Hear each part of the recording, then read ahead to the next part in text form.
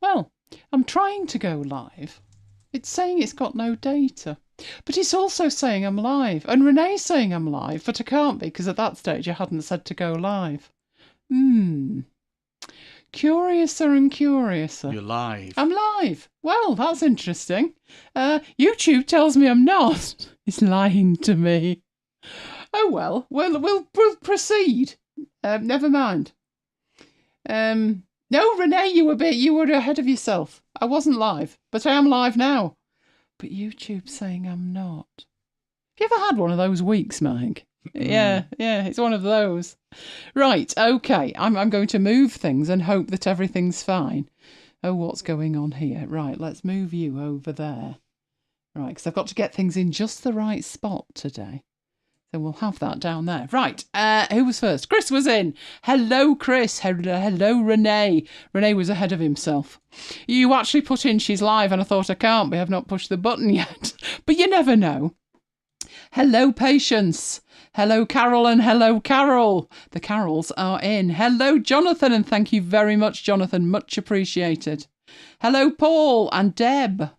And Peter is in the house. Excellent. Hello, Graham. Who else have we got? I don't want to miss anybody. Pandemonium. Hello. Oh, did you notice something this week that I did? No. Pandemonium's gone back to episode 1 and is starting the ultramarathon. Oh. Now, when I say ultramarathon, you need to let me know, Annie. Is it the ultramarathon or the standard marathon? The ultramarathon includes every episode of Marooned at MacBites headquarters as well. Seriously, I think Tracy's the only person to have done that. But she'll recover after enough therapy, I'm sure. Right, keep going. Hello, Jammy. And, oh, Graham, thank you very much. We have a gift from Graham here. Thank you, Graham. Much appreciated. You saw the screen flicker. That's what usually signals like. No, I wasn't. I don't know why it's flickering. It's still saying no data in the YouTube studio, but we're going to push on anyway. These screenshots, are they okay at the big res? I don't care what they are as long as I can see them and I've got the YouTube link. Right. Oh, thank you, Paul. Thank you very much. Celebrate the first super sticker on a live stream. Oh, right. What do I do if I tap that? No, that doesn't do a thing. I thought we were going to have confetti or something, but you know what? I can do that anyway. There we go. Thank you very much for all the ones who've made a super chat. Much appreciated. Right, let's go in and see what we've got tonight, because it is an Affinity Special. Everything's Affinity, apart from the freebies, which could be used in Affinity. Oh, I'm giving it away. Right, we're starting with linking and unlinking assets in Affinity Apps. This is a follow-up to last week, where I said I hadn't managed to do that, but apparently there is a trick. There is a dirty hack, and it was shared with me. So that I will be sharing it with you. Then we've got easy QR code creation inside the Affinity apps.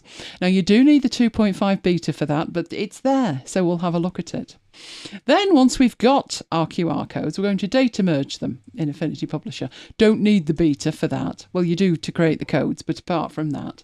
Then we have the freebies, and then we'll be using an almost new feature in Affinity Designer, which is states. That was new in 2.4, which came out a few weeks ago now.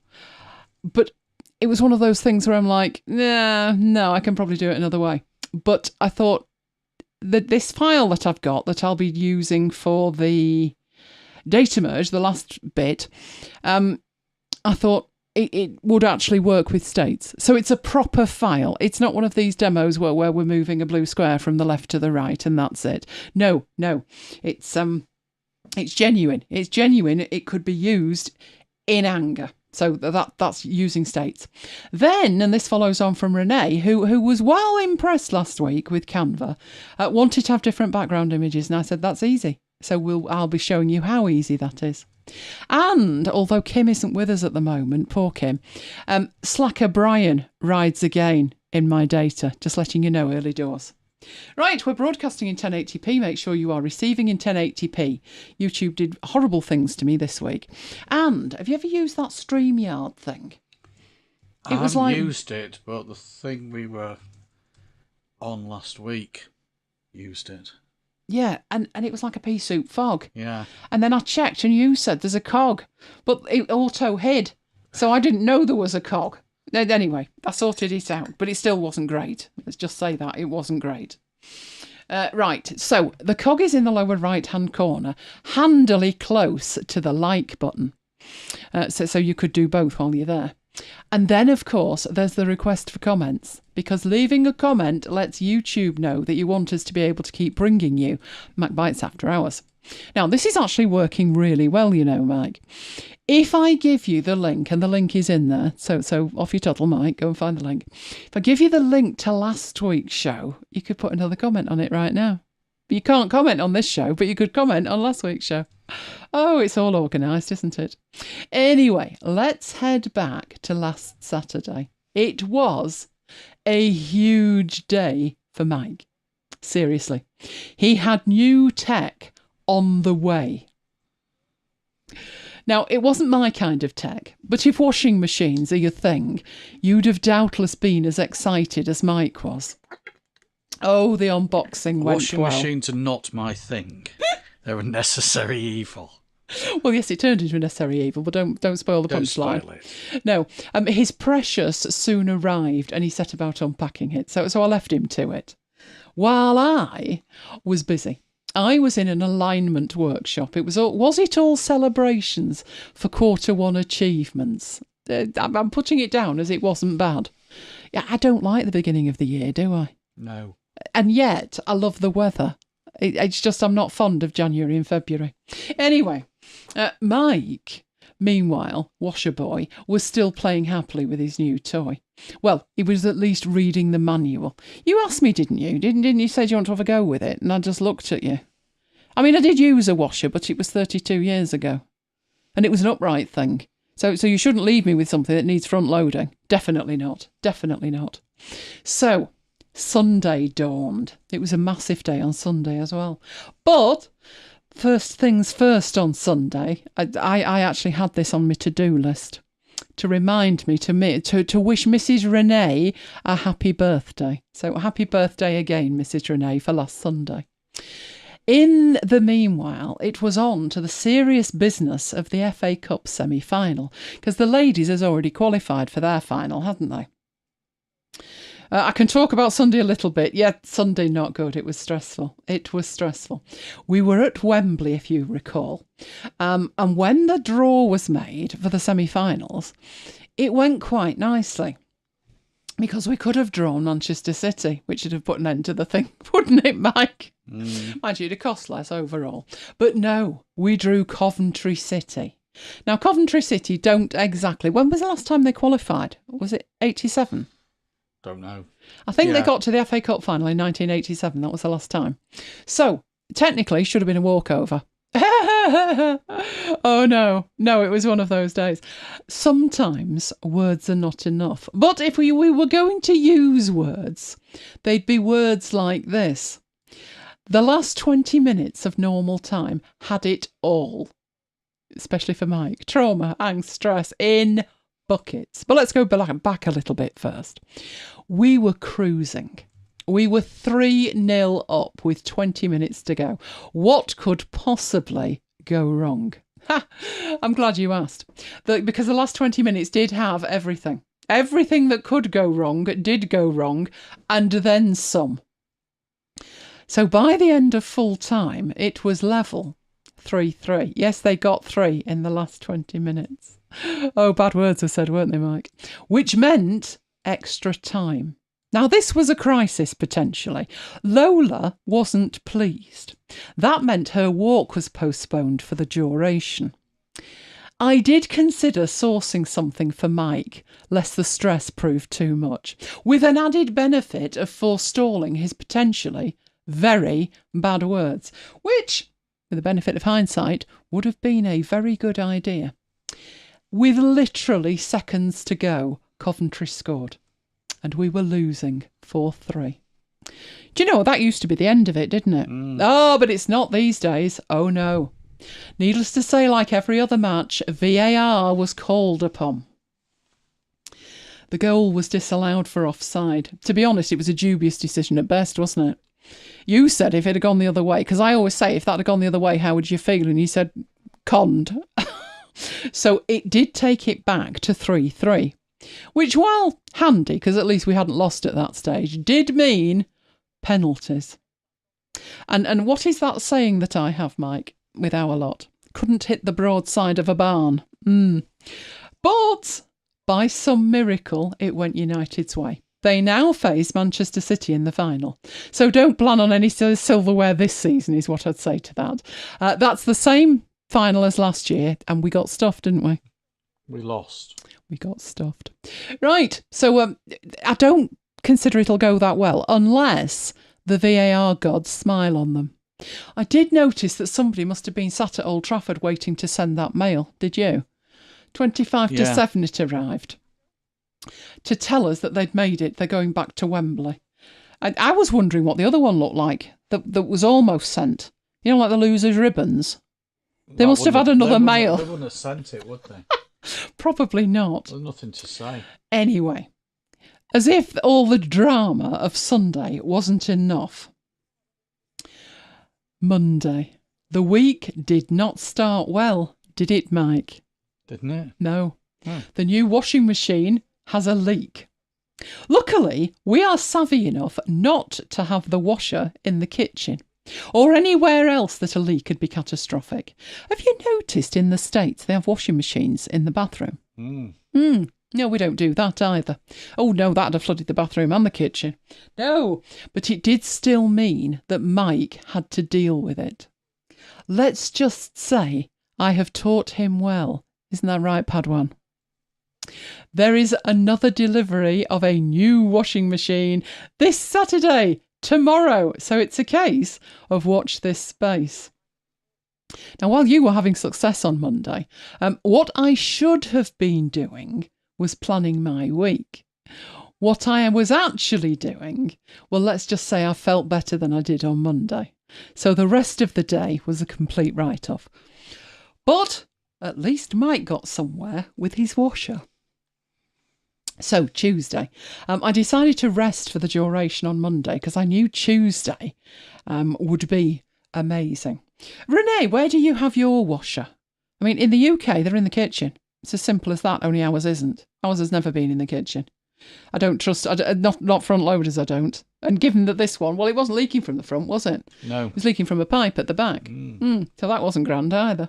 Now, I don't know why they're in the kitchen, but they are. Oh, it's just dangerous. Can you imagine? You've got a fridge, a freezer, a cooker, an oven, a microwave, your air fryer, a kettle, and then you plug a washing machine in. And the dog, she likes lying there. She does. The kitchen's her domain, and she doesn't want to sit looking at a washer. And anyway, they make far too much noise, don't they? That's true. That's why we can't have it in the house. It's outside.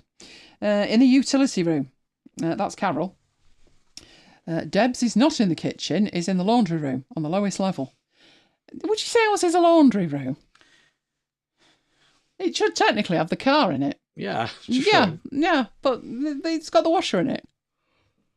Do you have the dryer in it? The dryer in there as well. Dryer's next to the washer. I get confused. They all look the same. They're all little white boxes. They all look the same. But never mind. Tuesday, important. It was Adobe Max. Not just Adobe Max, it was Adobe Max in London. And they had a live stream, which was fabulous to watch. That went on all day.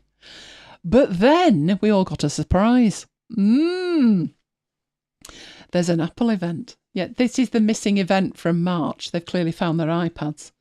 I don't think it's a surprise to say it's looking like new iPads are on the way. But think of it as an early assault on your wallet before WWDC, only 33 days later. We will be having a MacBites Live, as it says on there, and it will be starting 60 minutes before they're due to start. Do not blame us if it's a complete fiasco, as is usually the case. Do you remember the last one? I do. Do you? Do you remember which one it was? No, I can't remember the title. Was it? Oh, I know what it was. Scary Fast. Oh, that's right. Yeah. Midnight. Yes, it was the one that was on at midnight. I was grumpy. We put it on at that time for. You'll notice this one's in the afternoon UK time. So if you're in the States, you're going to have to be up earlier. But at least it'll be earlier for Renee. It's usually later for Europe. But there you go. So it kicks off at 3, but we're kicking off at 2. And we'll be live on MacBites FM. So do join us. Wednesday, an important day. Now, we would normally have celebrated this in our usual style, but we didn't. There was no show to celebrate, but we are still counting, and it was 1,500 days in lockdown at MacBites headquarters. The reason that we didn't have a show was that I was doing more of the attending than you, wasn't I? Leap into Tools and Tactics from Ecamm. So this is a 3-day summit, all to do with streaming, and it was tools and tactics in streaming. So 10 hours worth of it. So I was a tinge busy that day. Not to mention the fact that in the evening, there was a game. At least it wasn't Coventry City. Could you imagine if we'd have drawn them again? No, it was Sheffield United. But, horror of horrors, it wasn't on the TV. I mean, you've got that many subscriptions, and I couldn't believe this one wasn't on the TV. But it wasn't, which meant wireless. Wireless. But actually, it was BBC Sports on BBC Sounds. That was where I found it. And it was like a podcast. They were in the studio with headphones on, obviously got monitors, and they were just like yakking. And that was what they were broadcasting. So it wasn't exactly commentary either. But it was enough to know what the score was, and it wasn't going well. But despite being behind with not long to go, we did actually pull it back and end up at 4-2. So no bad words were said, were they? You were quite happy with that. Oh, which took us to Thursday. This was the second day of my leap into Tools and Tactics. Another 9 sessions. It was starting at 1:45 our time, and it wasn't finishing until 1:45 midnight. Hence, I had no time for anything else. And into Friday, it was day 3, so same again today. Mike is now dealing with it, aren't you? You're taking screenshots for me. I am. Right. But while I was thinking about that, in fact, while I was getting ready for that, news broke on Facebook. I don't know how I saw it on Facebook first, Johnny, but I did. I never see Facebook. Johnny, oh, congratulations. A new personal best for a 10K. Oh, coming hot on the heels of the last one. Well done, Jonathan. This one was all round Media City. So I'm presuming it was busy on those bridges. I was having a look at that and I was thinking, where's United in that? Are we down the bottom there? Because I can see the Lowry and I can see Media City. And if that's Trafford Road, then it must be down below the wharf side thing, mustn't it? Or further over. I'm not quite sure, but I'm assuming you didn't go past there. But look at his little face. Oh, congratulations, Johnny. Brace yourself.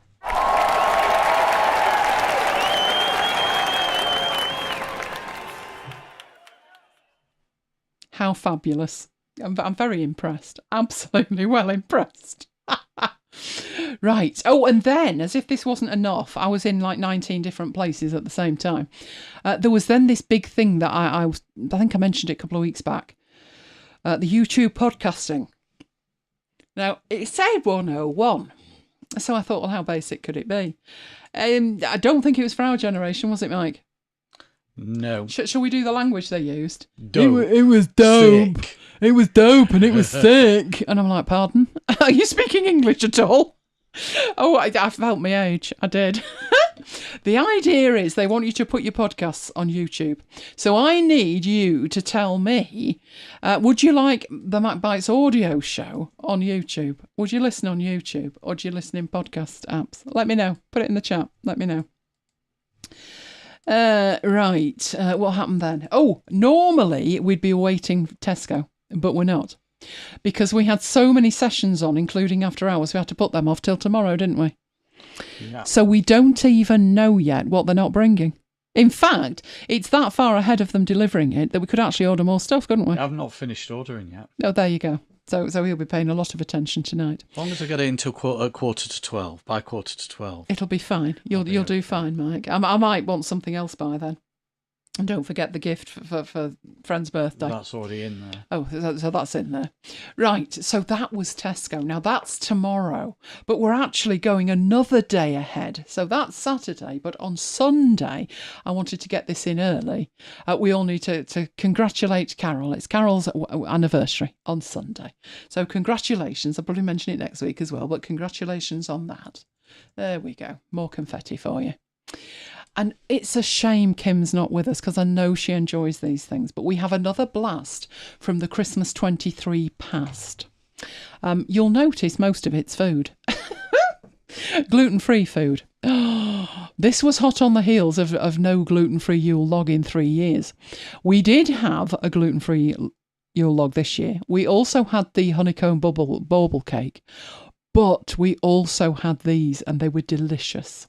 They were white chocolate and raspberry blondies, weren't they, Mike? Oh, I'd never had one before. How would you describe them? Delicious. Well, yes, that like shortbread, but nowhere near as dry. They're very, very moist. Oh, they were fabulous. I even looked up, because you decided you were going to make some, didn't you? Yeah. 45 years, never, Carol. You're not that old. No.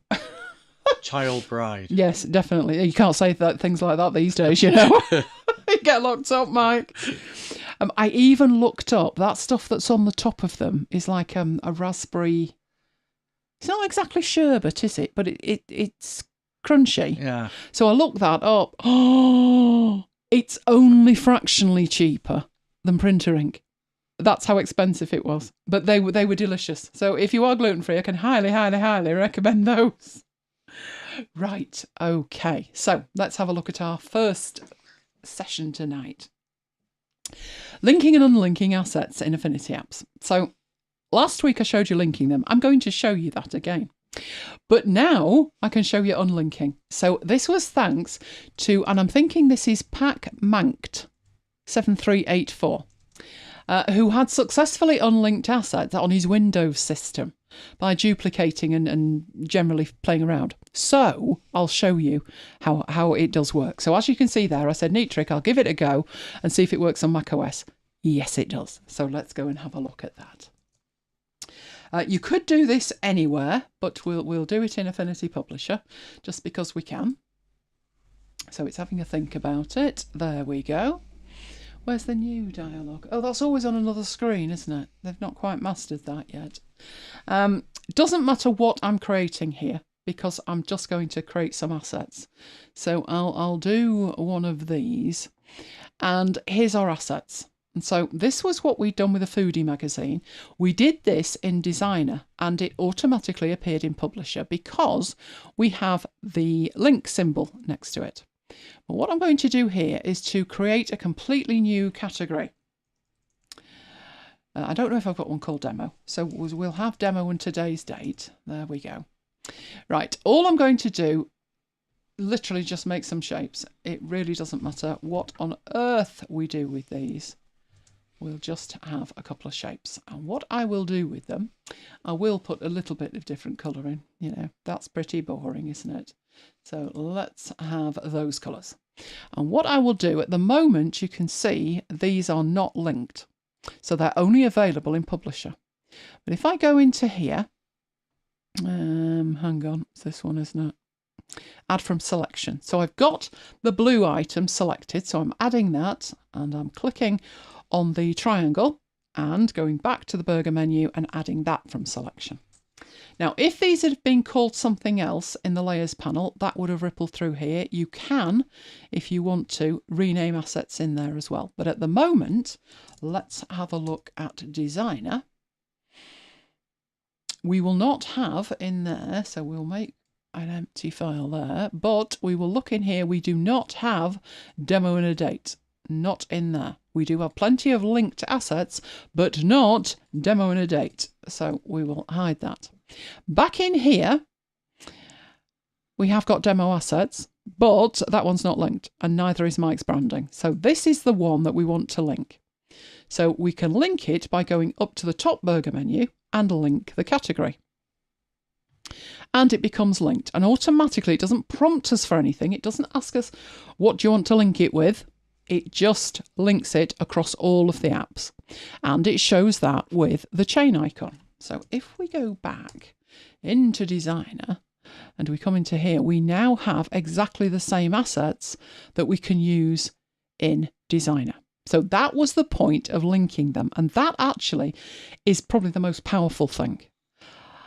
I'm not sure if you would ever want to unlink them. It was just something that came into my head, and obviously did the same for the person that left the comment. And this is how you do it. So up to the top here, you can choose to duplicate the category. Now notice here that I'm in Designer. I didn't create this in Designer, but I'm in Designer now. So if I duplicate that category, I get an exact copy of it, but that is not linked. It is only in Designer.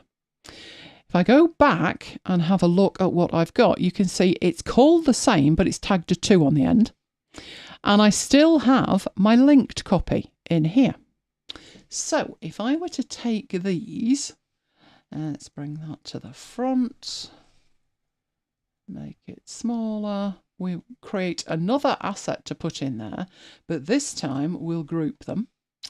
And with it selected, we'll go up to our group here and add from selection. So we've now got 3 in there. But this is the linked one. If we were to go back to the one that we've just duplicated, we don't have the third item in it. Inside Publisher, we have the third item. Obviously, this is a tiny thing I've got in Publisher. So there we go. Doesn't matter where I now do this from. But I'm going to go back to Designer to do it for a reason. So let's go back to the assets with the third item. And in here, because I've already duplicated it, we're not going to worry about the third item. I'm going to delete the category. Now, it asked me to confirm that I would want to delete it, which I would expect. But we have a second option here. We've got delete from this app, which is Designer, or we could delete it from all the apps, which is probably what we want to do. So I'm going to delete it from all the apps. So it has disappeared from here, but we have the unlinked one in here, the one that only had 2 items in it. If we go back in here, we have neither of those. So we do not have a demo and a number. So it does delete it across the board.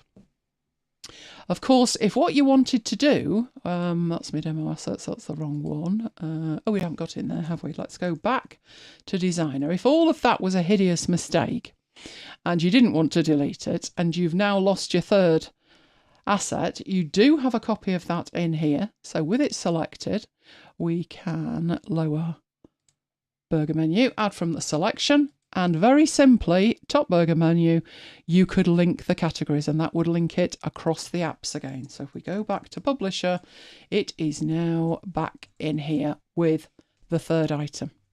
And in here, if you did rename the category, so if we take that 2 away from the end, we are now back to where we started, where both of these apps have linked assets in them. And they are the same one. But you can unlink them if you want. When would you unlink assets? You probably wouldn't, would you? I wouldn't. No, you'd just leave it to me. You'd let me install them and then you'd just carry on, wouldn't you? Yeah. Okay, well, that is what you can do. So I think that's really useful if you do want to do it. One of the things I was thinking, I must admit, I don't think I deleted them. But what I did do, I backed up all of my assets on my iMac. When I started on this computer, I started from scratch. So I only brought in what I actually wanted. But that's probably why I hadn't gone through the business of trying to organise them in much of a way. But I think that is very, very handy. Okay, so let's come out of there. We don't need to save it. And I'm sure we'll be going back into one of these at some point. So out of there, don't save that either. And let's head off to the next one. So the next one involves the beta. So this came out a week ago and there is a completely new tool available. Well, it's not really a new tool. It's another option in an existing tool. It is in all 3 applications, Publisher, Designer and Photo. The beta program is open to everybody. So if you want to try this, All you need to do is go to affinity.serif.com/affinity-beta-program. You can download all of the apps or just a particular app, and they can coexist alongside the release versions quite happily. Even when there is a completely new beta, so when we go from 2.5 to 2.6, it will prompt you, the beta that you have will prompt you to update that. So your real applications, the release versions, are completely untouched by this. That does mean that things like your assets will not be in the newer version of the apps. Should you do proper work, real work in beta versions? No, do not do that. Because if you do, you may find that they've added something that is beyond an option in a tool. And when you save it in the beta version, you may not be able to open it in the release version. So I never do proper work in it, but it's handy to see new features. So let's go and see the new feature. So this time I'm going into Publisher, but I'm going into the beta version. Now notice, if I do this, I've got my release version at the top and I have the beta version underneath. So I do have both of those installed. So I'm going to open the beta version. And again, it's opened this on the wrong screen. So you can see this is saying I've got no recent files and I've got no templates either. So I haven't bothered installing a lot of stuff in here at all. All I need is a new file, and it doesn't really matter what kind of new file I have. So this new option is available as a shape. So under the rectangle tool, we have a disclosure triangle. We click that and hold it. The new option is underneath the last new option, which was the spiral tool. And it is a QR code tool. So we click that, mouse pointer changes as it would with any other shape, and you just draw out a QR code. Now, that is fabulous. It's fabulous. Because it's just a shape, you could use any kind of formatting on it. So you could certainly format that. You could add a stroke to it if you want. I'd be careful to maintain the readability, but you could do that if you wanted. So let's go into there and choose a much deeper blue, or even something hideous like a red or a pink. So you can certainly format it.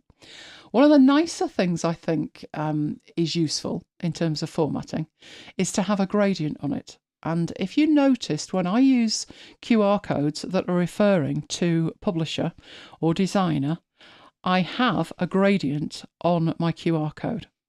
So you could do that in here. There is your gradient tool. So from the bottom up to the top, and it's using a darker blue at the bottom and a lighter blue at the top. And all you would need to do to change that is to use the dots on the end and change the colours of them. So let's go for like a red to an orange. That could be a lighter orange, couldn't it? And that is what most of my QR codes look like if what they're linking to is something to do with publisher. So that is great as far as it goes. At this point, it's a shape. Now, obviously, you could convert that to curves. So we could convert that like that, but that's not a good idea. Although you can now manipulate it in various kinds of ways, it's not a good idea because of what happened in the context-sensitive toolbar. So if I undo that, so it's now back to being a shape. Yes, you've got a QR code, but where's it going? And that is at the moment, although I think it's quite inelegantly worded and doesn't give you much in the way of options, you have here a field called payload. And within that, it's going at the moment to affinity.serif.com. So if I wanted that to go to my blog, I would double click in that field and I would type the link to my blog and it would change the QR code. That's why it has to remain as a shape, because this shape, it's a smart shape and it's linked with this payload field. And that changes the QR code. It's what's in this box that changes the QR code. Now, that's pretty rudimentary as far as it goes. If you've ever used QR codes, you're probably full of questions with, can I make a V card? Can I do batches? Can I do this? Can I do that? No, No, what you see is what you get.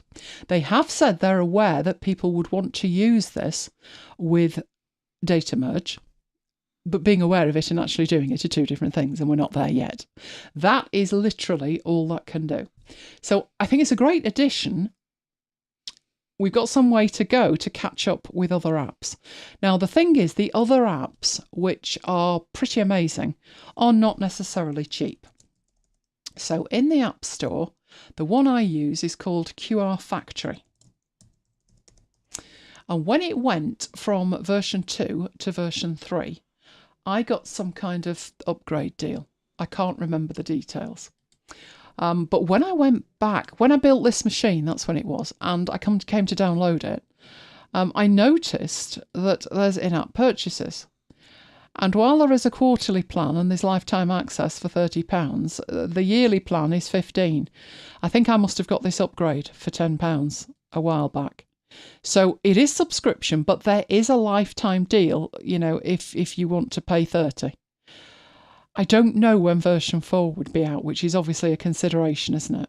But the reason that you would have an app like this that is dedicated is when you look at what you've got in here, you have so much more. You have calendar appointments, crypto, emails, locations, phone SMS messages, socials, text, URLs, Wi-Fi. Now, we actually have 2 picture frames downstairs by the front door. You remember when people used to visit?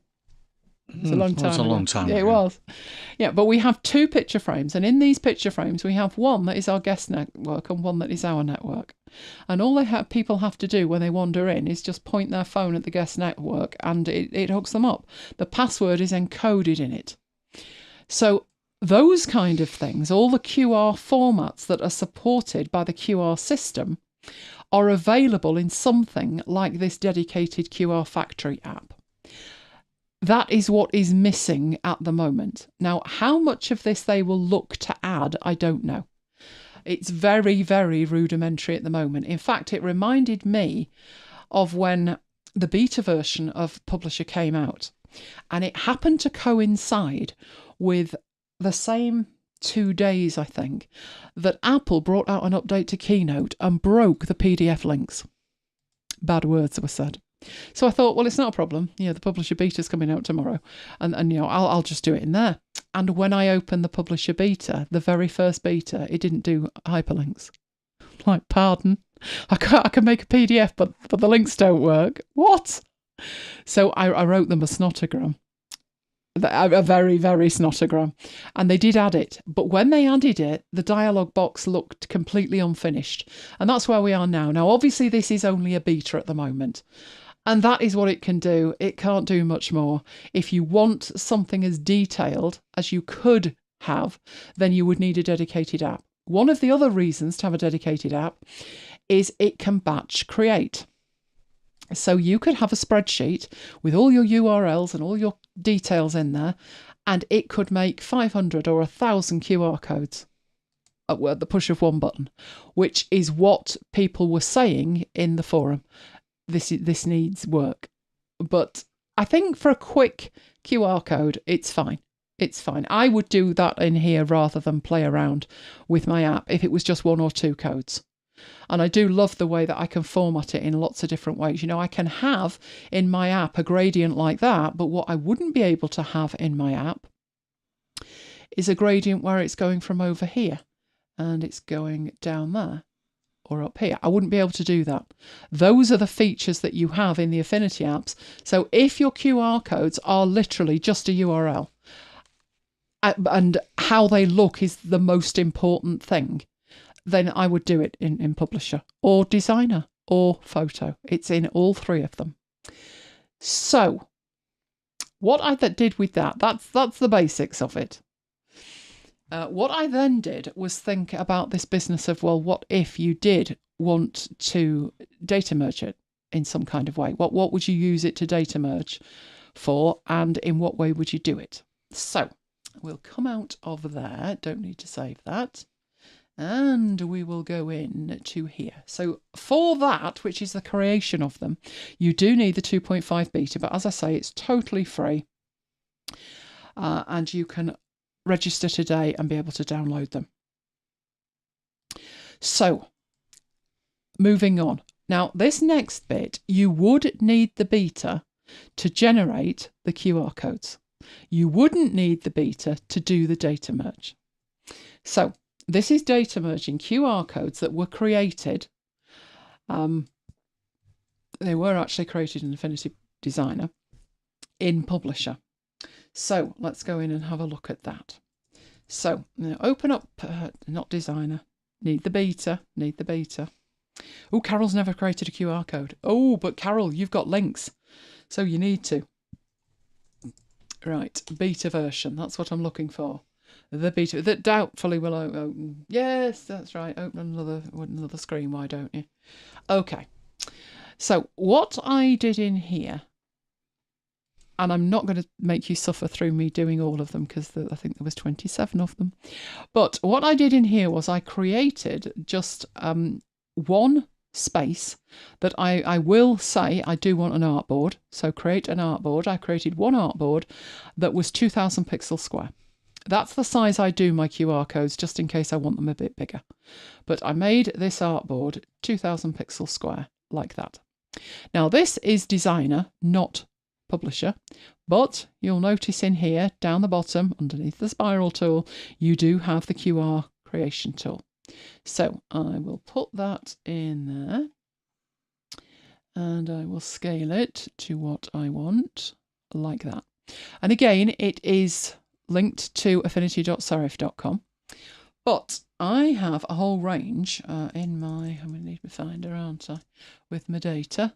So let me get my data for this one, which wasn't in there, it was in the next one. Are you a text file? You are. So what I've got here is a range of links, 27 of them. These are our employee data that we've used before. Notice Slack Brian at the bottom. So these would be, we use these as their blog. So this is where those employees post stuff about whatever it is they're posting. Those are the URLs. So unfortunately, it is a very, very, very manual process. We'll move that to the side and I would have to get the first URL and paste it in there. You'll notice that the QR code changed at that point.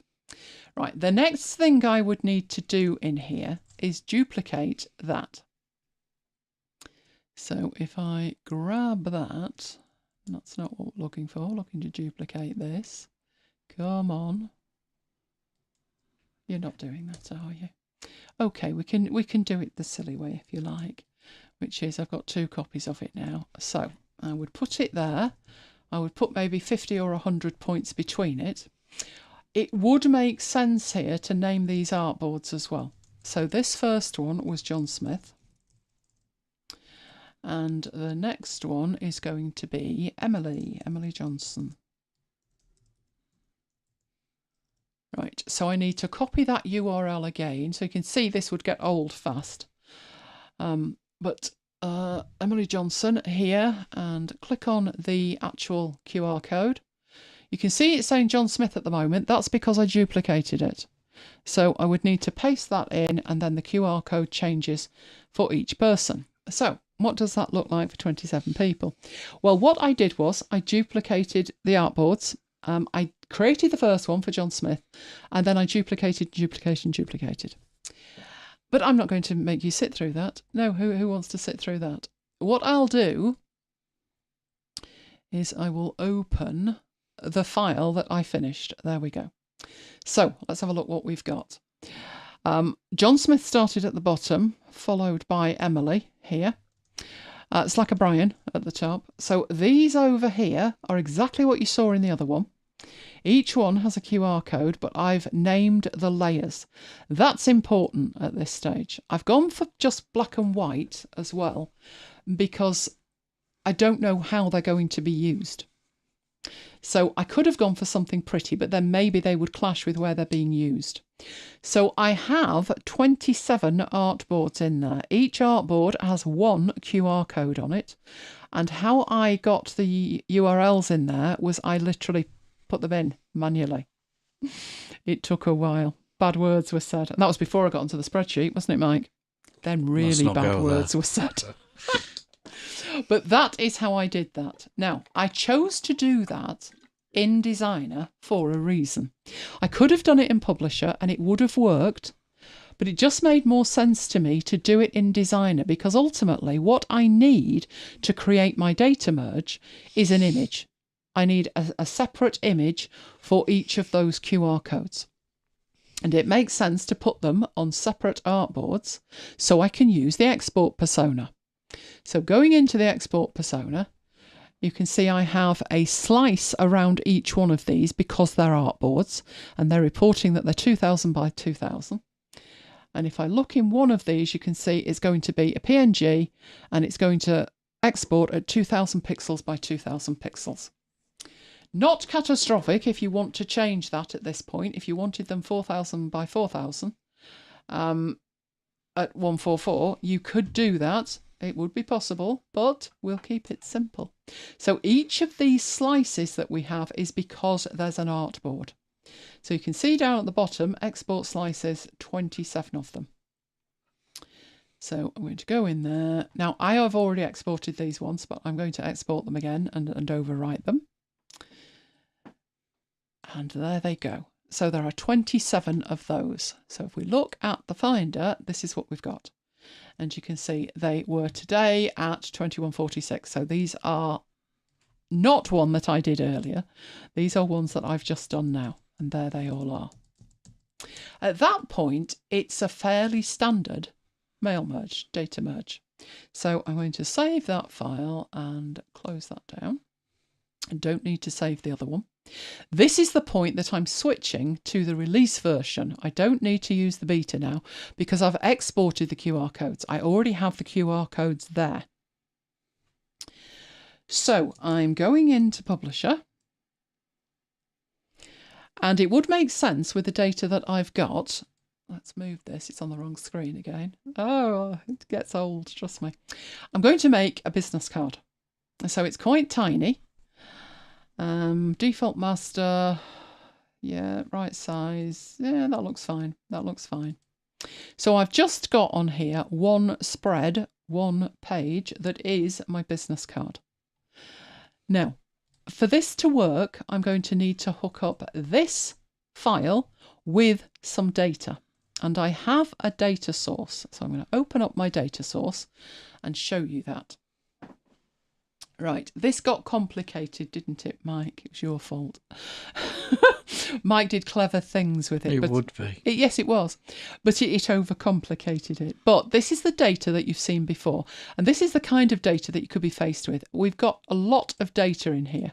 Some of it we're not going to need. But seeing as though it's for a business card, you know, having the name, having their position and what department they're in, and their email, and the link to the blog, is probably a good idea, and maybe even the Twitter handle and the Twitter URL. As we go across here where we've got the headshot, that is where the headshot was when we were doing conditional data merge. That is where the background was. The QR codes are actually stored, if we have a look at it. Let's bring those on. There's the QR codes.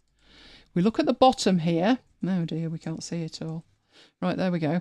It's in Dropbox, it's in Projects, it's in today's show, it's in item 3, Data Merge QR Codes in Affinity Publisher, in a folder called QR Codes, and that's what I need to refer to. And that is what I am referring to here. So it starts off with users as the lowest level. Now, the syntax will change if you're on Windows. This is a Mac syntax, but it should start, I'd imagine, C:, something, and users will be in there at some point. So users is the root folder, followed by the user folder, followed by Dropbox, because it is in Dropbox. In Dropbox, my Dropbox is Parrot, so I've mentioned that before. Let me show you that. So, bringing the Finder back on, that is what my Dropbox looks like. That's what all of my cloud services look like. I have an inbox at the beginning. Sometimes it's called 0, sometimes it's underscored at the beginning. Just depends on how the cloud service sorts stuff. Followed by project areas, resources, archives. Then my application support folder, which has all my applications in it. Apps, because Dropbox puts it there, and anything that's publicly shared. So in my projects, I have a project for today, and there it is. I have that in the sidebar just for speed of access, and that's what we've got at the bottom. So that's where the data is coming from, and that is where these QR codes are. So that's the data that I need. So I'm going to move that data to one side, and we're going to have to hook it up to this. So at the moment we've got nothing in here, and I'm going to link it to the data. So we don't want that one. We want to go in here, and it was number 3. You're not moving. Why aren't you moving? Right, number 3, and the data is the source data for QR codes. So we need to open that. That loads it in here. Now, what I need to be careful of in here is that it picks the right sheet. Now, you will notice there are a lot of sheets in here. This was Mike's magic, wasn't it, Mike? Did you know, today it was so funny because I said, why did you do it that way? And he said, can't remember. Grand. But at the bottom, I always try and make sure that the data source is the first sheet. And that way, if I forget to change it, it's not catastrophic. My variable sheet is the second one, followed by colours, followed by the data entry, followed by the template. So this is the data that I will be hooking up to, and it is in the first sheet. Hang on a minute. Go on. I said to you, I did it that way because... Why? Because there was a field missing or something. Yeah. But then none of us knew why the field needed to be missing, did we? So I said copious notes should have been made. Naughty, naughty boy. Naughty boy. Right, so we know where the data is. Where's my data merge? Right, and I do try and make it the first sheet. If it's not, you will see that all of the sheets that you have in your Excel file are in there. Right, so I've got my data source. I have 10 fields. So those are the elements that relate to each person, their name and their department. And I've got 27 records, and the 27 records are the 27 people. Right, that can go out of the way for the moment because there's nothing else on here, is there? But what I would need to put on here is some text. So it would make sense to start with the name at the top. Then I think you would probably have their title, maybe the department, put that underneath, and probably Twitter and all kinds of stuff, email, phone numbers. Do people still have phone numbers? I never answer my phone, so I don't know. Right, so I've got these elements. So what I'm going to do with those is tidy them up a bit. So let's have them aligned to the left, and let's distribute them properly. Right, first one's going to be the name. So in my fields dialog, you can type this in manually. You'll probably make spelling mistakes. So we might as well do it from in here. There's the name. And the next one can be their position. So we'll put that in. The third one can be the department. And we could carry on if we wanted to. So we got one more here. Let's make it the email. There we go. Right, now, at the moment, all of those are text-based. So if in our data merge window, we preview with a record, you get an idea for what it would look like. So you could leave that like that while you go in and sort it out. So font, not great, not gripping, is it? Should we try Trajan? There's Trajan. That looks better, doesn't it? And possibly bigger than that as well. So we'll have it bigger. We'll make sure that's wider in case the name's longer. These probably don't need to be as big as they actually are. So if we select those where you're not selecting, and we take those down, you'll probably get away with 8 or 10. That's better. Right, I would probably move those up a bit. So like that, that'll do. Not the best business card I've ever designed, but that's not the point, is it? It's where's the QR code. That's the point. So I need over here a picture frame. And as I'm drawing it, I'm holding the shift key down. My QR code is going to go in that corner there. Now, it could be, I may put a logo on for the company. I may do all other kinds of magic stuff with this. But at the moment, what I'm interested in is getting the QR code in this text image frame at the bottom. And to do that, I just need to have it selected. And you'll notice at the moment, I do have up here, you can turn on preview mode, which turns off the edges to it. So if you see now, you can't tell that there's an image there, nor do you get any borders on these. But with that turned off, so I've not got preview turned on, I've got it turned off, you can see that you get a cross in it. So I would work in that mode just so it's easier to go in here and find the data. Now, because in my data merge panel here, I've said preview with a record, you'll notice that in my fields panel, instead of actually seeing just the code, I'm actually seeing the full data, which that's the difference. It's much neater without it. So at the moment, I don't think I need to preview it anymore, and that's a lot easier. So with this image frame selected, if I double click the QR code, the frame changes. It changes from having that X in it to having, well, it's not really a preview, is it? It's just an indication that there is an image in it. Now, if you go back and you preview, it disappears again. It's very annoying. What you could do with that is you could put a background in it. So if we do that, even with that turned off, you can see that there is an image there, and the background will be overridden anyway. So you could do that if you wanted to, but we'll turn that off. Okay, we're good to go. So now if we preview with a record, it will load in, let's get that out of the way, it will load in the QR code. Now, I need to check whether that QR code's right or not. They don't go anywhere, so don't bother trying it yourself. But what I should be seeing as I hover over it, it's telling me to open it. I'd like to see a preview of that, to be honest. But I will do the deed, and I will do that, and it says John underscore Smith at the end, which is correct. So, I've designed it. I'm ready to do the deed and data merge it. So all I need to do in my data merge window, so bear in mind this file isn't even saved yet, but we will save it. So again, it's in the wrong thing, isn't it? You should be in here, number 3. Right, so this one's going to be the business card, and we'll make sure I know that that was on the night. This is the master file. This is not the finished merged file.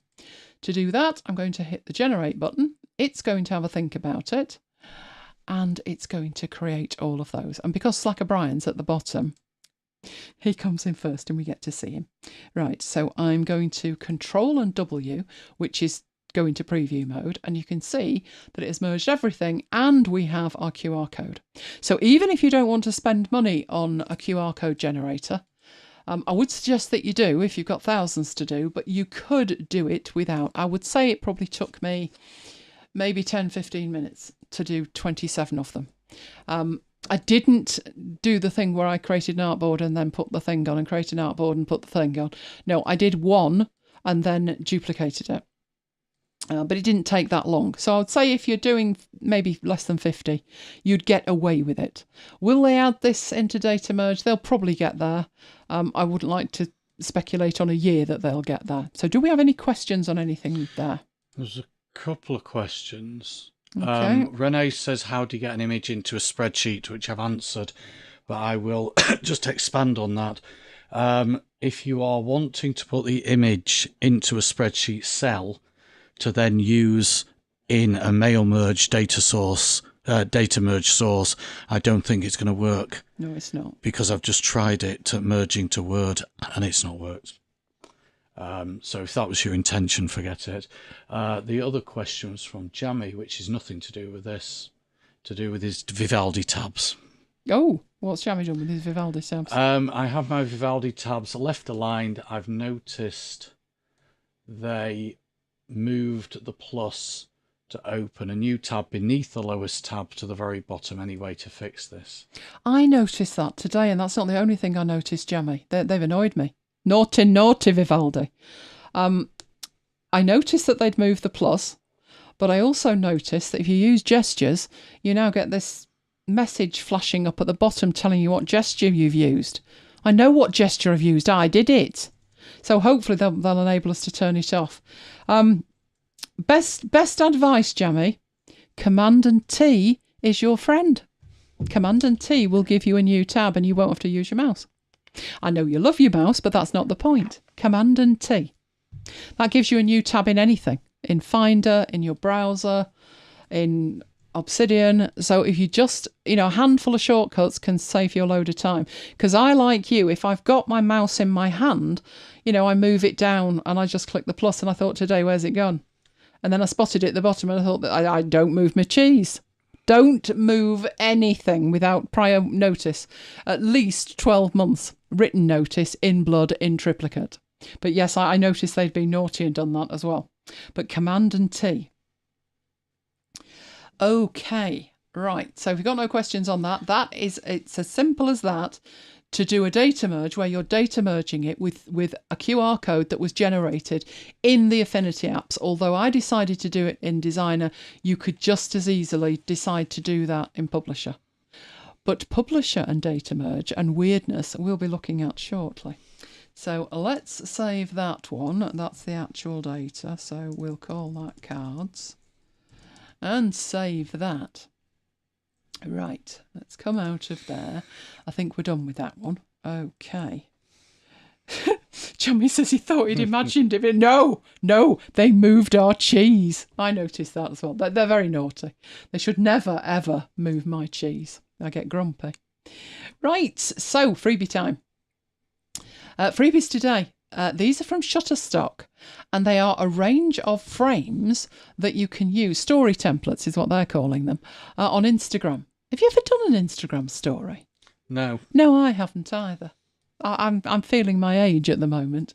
But there's a whole range of them. I probably wouldn't use them for that, but there is a whole range of them. I was going to say dope and sick. No, please don't. No, because then I'd have to go to Urban Dictionary and that never ends well. So you'll find those at shutterstock.com/blog/free-instagram-story-templates. I guess if you do Insta things, I feel like I need to take like 6 months and catch up. Because I do post on Insta. But only, not often. Let's just say that. Not often enough, probably. We got a question there from Ignacio. Yeah. Can't seem to find the setting in Vivaldi to keep the links from opening in a tab. It'll be there because the settings are extensive. So is it opening every link in a new tab? That is an option. I have seen that. Now, if it's only been doing it today, that they could have broken it. I wouldn't be surprised with what I've seen. They're touting the fact that it's much more efficient, but it's not much more efficient if you've moved stuff. If I'm looking for my cheese, it's not efficient, is it? Annie, could you put that in plain English, please? Do you remember that show we did where I did the game speak? Yeah. Oh, that was great. I had no idea what I was saying. No idea. Yeah, I was saying to Mike when we were kids, it was ace and cool. You can be dated by the words that you used. But at least I said to you, didn't I? Ace and cool. If something's cool, it does kind of mean cool these days. But dope and sick, if something's sick, it's good. I need a translator. I do.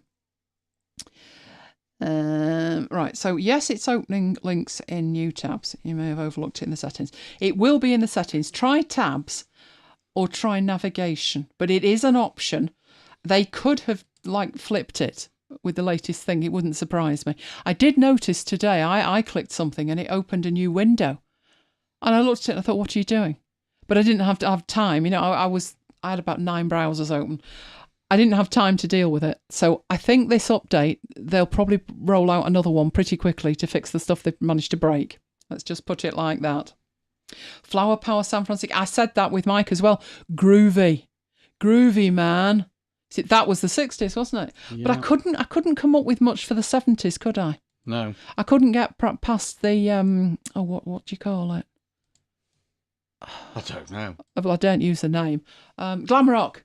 Yeah. Let's just say there was a documentary on about a certain person earlier in the week, but we won't talk about that. We'll get banned. Right, okay. So let's move on from that. Why aren't you moving? Oh, you're just playing with my mind, aren't you? Come on. Right, another new feature. Now, this one was new in 2.4. All of the Affinity apps. Now, this feature was available since version 2, so 2.0, in Photo, but it was not available in Designer or Publisher until version 2.4. So it's called States. Let's go and actually have a look at it. And more importantly, what we could actually use it for. So don't need Publisher at the moment. We're going into Designer. Don't need that data either. I've got other data later. Right. Oh, it's opened on the other screen. Right. What was I doing with this? Let me have a look. States. Right. Yes, that's right. I had a file for this. It'll make more sense when you see my file. But what I'll do is I'll create one of these and we'll just put some random shapes on it. We could put a QR code on it, couldn't we? But this isn't the beta. Oh, I'll tell you what we could do, though. We could put a cat on it. There's the cat tool. So Option key, cat tool. Let's have a multicoloured cat. Oh, there we go. Salmon the cat. Right. So if we've got multiple copies of something like this, and I want to control what shows and when it shows, so I'll give these a little bit of a different colour so we can work out which is which.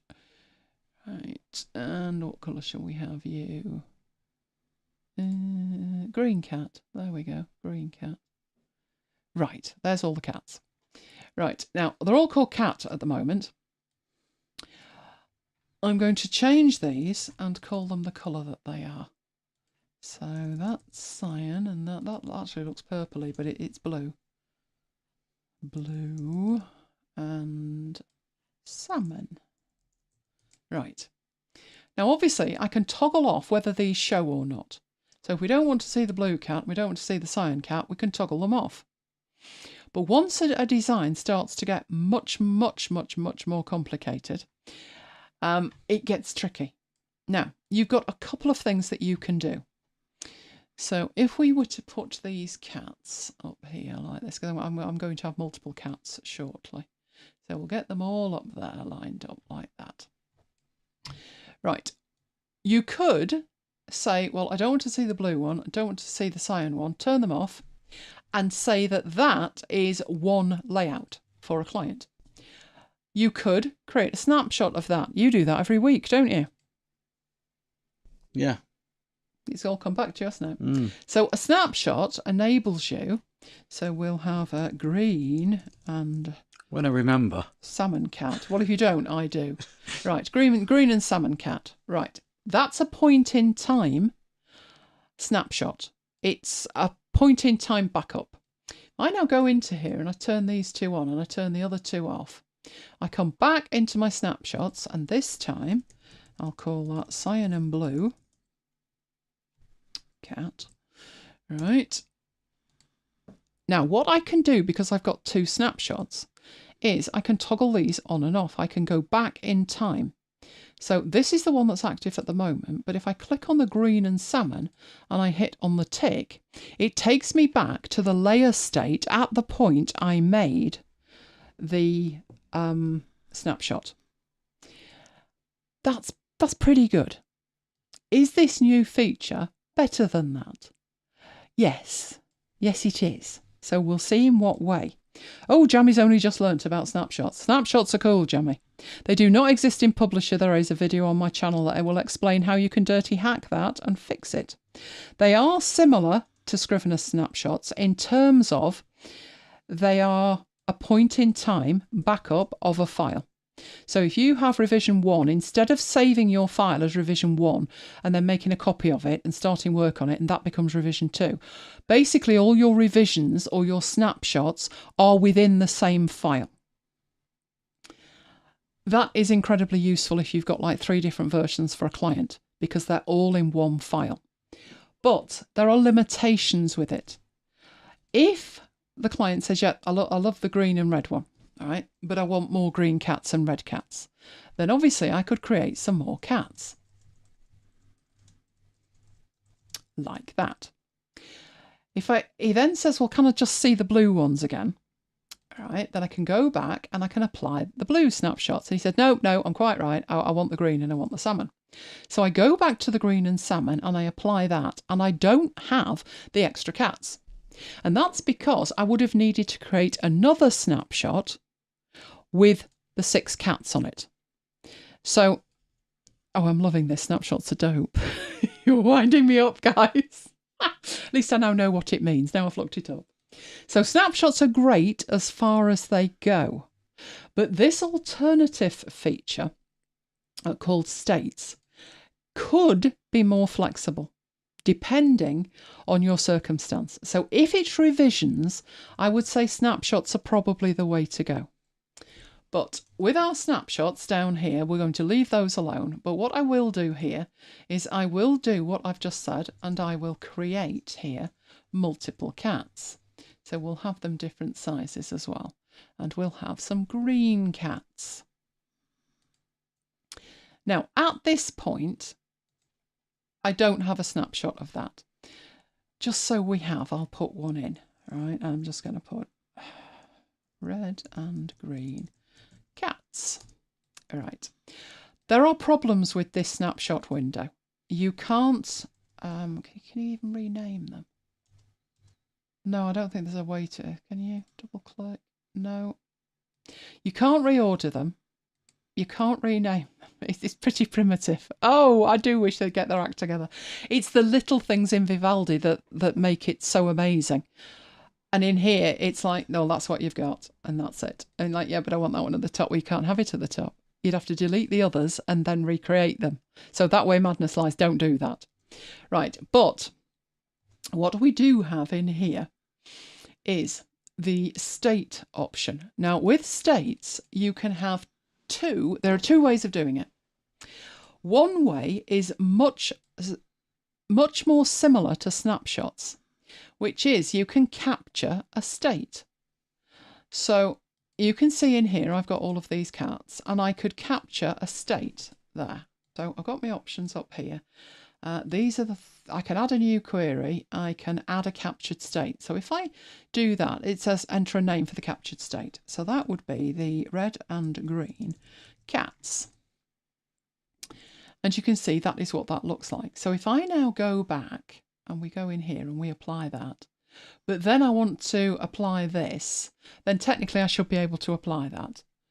Although I've not actually done that, to be honest, because this is very, very similar to the snapshots. So what I did instead was in the states window, in addition to capturing current states, you can have queries, which is fantastic. Queries are amazing. So what we need to do is have a new query for this. So I'm going to add a new query. So we'll have this as this will be the red and green again. I've already got that. Yes, it'll let me do it. Okay.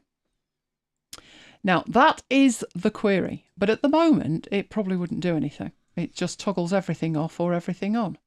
That's it. That's all it's doing. So I need to provide it with some information. And so if I go into here and I'm going to drag this out so we can see it, this is where you define what the query does. So what does it look at? Does it look at layer tags? And if it does, these are the colours. Does it look at the type of the layer? Well, it made more sense to me if it looked at the layer name. So if the layer name is, let's say green, then I want to see it. Now, it's not made any difference at the moment at all, which is not good. But I'm going to move this out of the way so you can see it.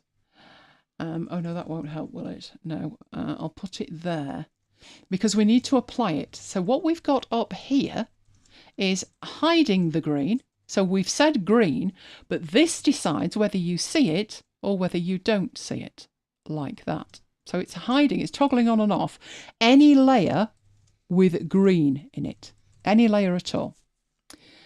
Now, that's okay, but if I wanted to only see the green, the others aren't disappearing. So all it's doing is toggling the green on and off. There is an option for that, which is at the bottom. And show hide the others. So if I put a tick in there, you can see now, I'll hide the green. And when I show the green, it hides the others. So they come on, the green goes away, and you can toggle between them. Right, why is that any better? Well, let's toggle all of these on, and let's get this one, and we'll get some extra copies of him and extra copies of him.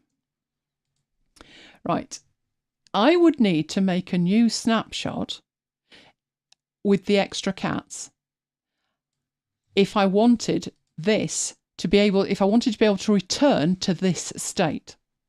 But with the state I already had should work, because if the layer's green, toggle it on and off. So if I don't want to see it, so hide it, or I do want to see it.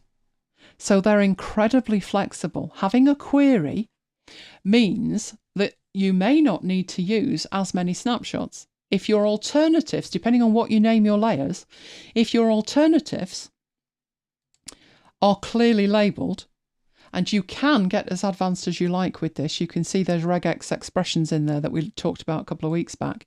So you could put regex in here as well and get really clever with it.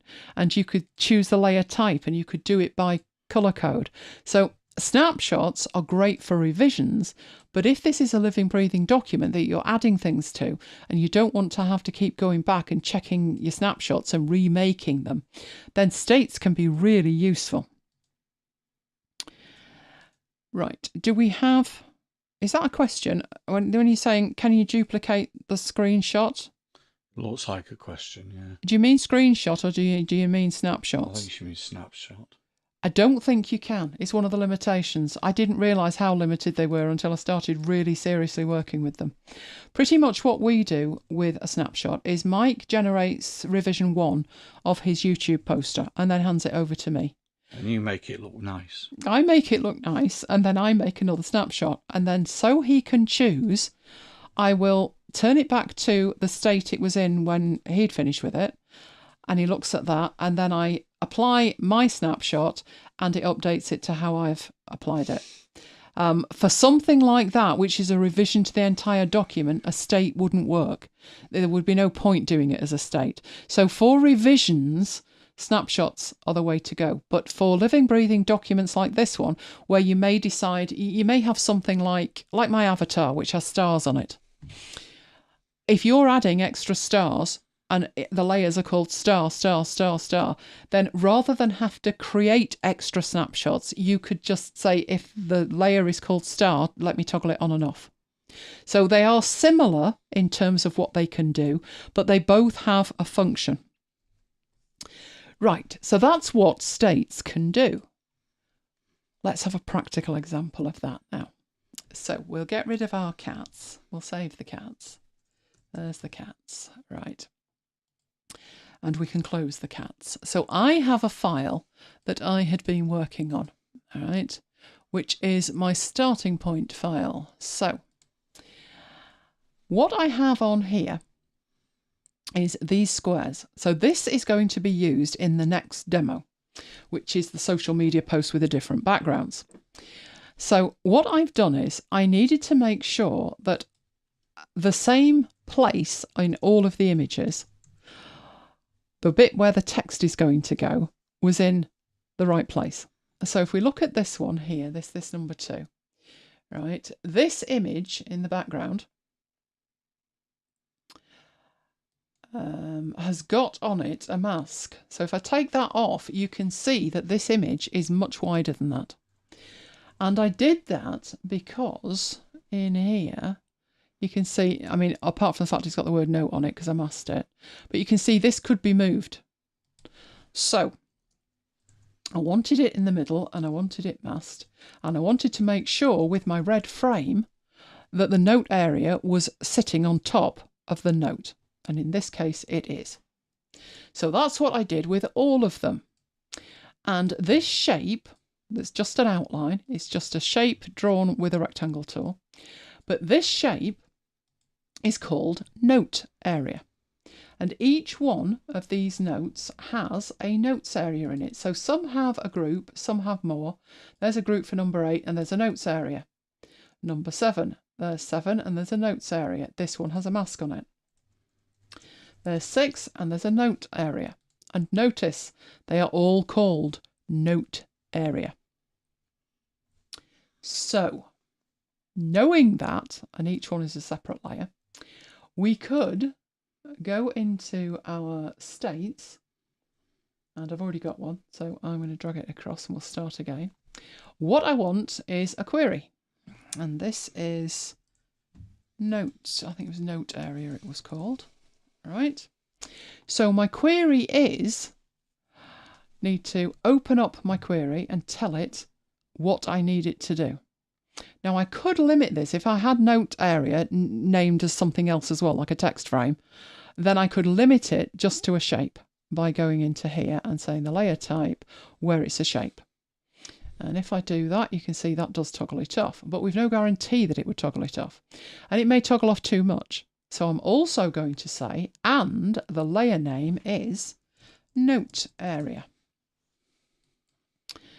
And let's apply that. And now it hides it. So all of these are then hidden, which is what I would want if I came to export this. These notes area markers are only there for me to move the background shape into the correct position. I do not want them exporting. Now, I could take a snapshot with them showing and another one with them not showing, but then if I started tweaking anything, I'd have a disconnect between them. Potentially I would lose changes I'd made. And that's why the layer states gives you more options. So there they are. Now notice with this one that I did not want to show and hide the others. I don't want anything else disappearing. So if I say hide it, or if I say show it and hide it, that you don't want everything else disappearing. So I didn't need that. And that is my query for that. Now, at that point, this is designer. My intention would be to export these images without the notes area showing. That was why I did it. But we know we could have a snapshot, one with the notes area and one without. We could use the layer states and have them turned on, turned off. What's the third way we could do it? Put in the chat if you can think of a third way. So what I would be saying is that we have the notes area and you can see them. Is there another, so a third option, or a third one-click option to toggle these off without using the states, without using the snapshots? Who's got any ideas how that might work? Is there much point in asking you, Mike? No idea. Mike's prepared to say no. Right, it is a feature that's been in there for a long time. It's often overlooked. People use this feature, that I'll explain what it is in a minute, but they tend to use this feature for very specific things and not think of it as something that they could use as a toggle to either show something or hide something based on literally just taking a tick out of a box.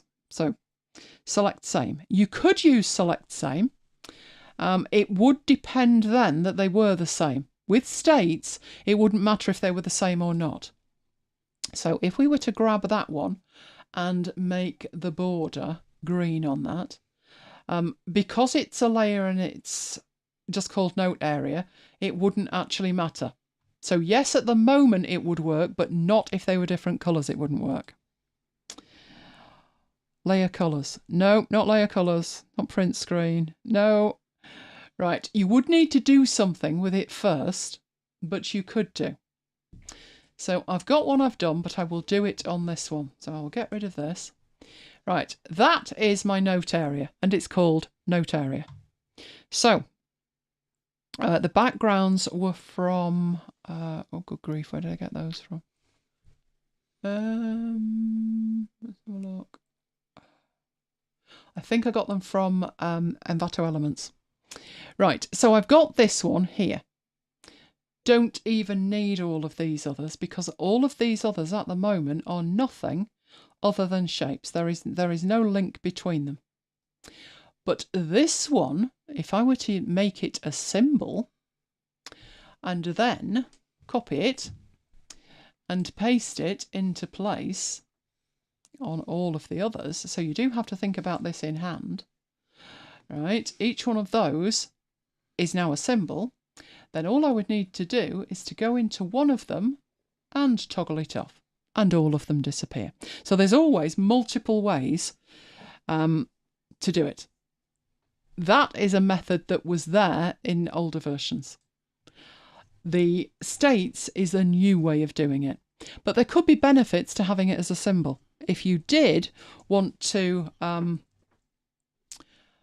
change the colour of them, for instance, so with it being a symbol, if I take one of these and I change it the colour, you'll see it changes all of them. That is the beauty of having a symbol. So states would not give you that benefit. So which method you would actually use should be determined by exactly what it is you're trying to do. Now, the states would still work, even though they are symbols. We should be able to go into there and toggle them off. So you could belt and braces, or what's the thing? But is it belt and suspenders in the states? Yeah, that's the one. It means have it both ways. So you could create a symbol and do it that way, and create a state where they're toggled on and another state where they're toggled off. Okay. So what I then needed to do with these is some of the backgrounds that I'm going to use. I've got two sets of backgrounds. Because they're all on slices, we come into here and I would just need to export them in exactly the same way that I did before. So this one was going, I think it was in here, and it was multiple backgrounds. That's the first 7, these are the second 7, so I'm going to export them there. So 3 different features that give you, I won't say identical, fractionally different options, and which one you would use depends on your precise circumstances. But you have snapshots. Snapshots are available natively in Affinity Designer and Affinity Photo. They are not in Affinity Publisher, but you can make it so. Can you find the link for that video, Mike? It's snapshots in Affinity Publisher. Oh, yes, you can. I posted it. Oh, excellent. Right. I'll post it again now. What you would do with it is you would take your publisher file, open it in Designer or Photo, make your snapshot, and then take it back into Publisher, and you would have a snapshot. And yes, you can do that on the iPad. We did do that in a show. I can't remember which one. So slices in here, I've exported. The other features that we looked at, there were snapshots, there was symbols, and there was states. Have you noticed they all begin with S? That's just confusing the issue, isn't it? Okay, so that is that one dealt with. So I'll save that file.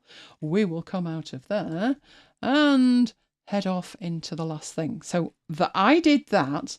So I had background images for the data merge social media images in Affinity Publisher. So this is a follow-on from last week where we looked at bulk processing, bulk create it's called, in Canva. The reason that I tried it in Canva was technically it should be easier, shouldn't it? But Renee, of course, needed to tweak it. The one thing Canva doesn't do, which is bizarre, you can add images, but it's not easy. And if you want to change the background image, you are straight out of luck. So I said, but you can do that really easily in Affinity Publisher. So what I'd suggest, even if you wanted to create them in Canva, I don't really know why you would if you'd got Publisher, because you would be able to edit and tweak in Publisher and make even more magic. But we'll come on to that. So what we're doing this week is same demo as last week, but with different backgrounds. So the requirements are we want to create a data merge, and we need the backgrounds to be changeable, which you cannot do in Canva. Renee's on the edge of his seat. Well, yes, your snazzy bed you mean, don't you? We know what you mean. Right, let's go and have a look at that then. So, first thing, we're going to Publisher. You have 2 options. I would suggest the second option, but let's say these images need to be 2000 square. So we'd probably go one of these and I'd make it 2000 square. Now notice that that was the size that the images were. So I only need one page with this, and I've just made it 2000 square. And create. Now, if you've got multiple images, which we have, so I'll show you the images we've got for this. These are the ones I've just exported, these ones here. But I have backgrounds in here. So these all came from Canva. That was the one we used last week. That was another one from Canva. All of these are from Canva. That one needs a bit of help.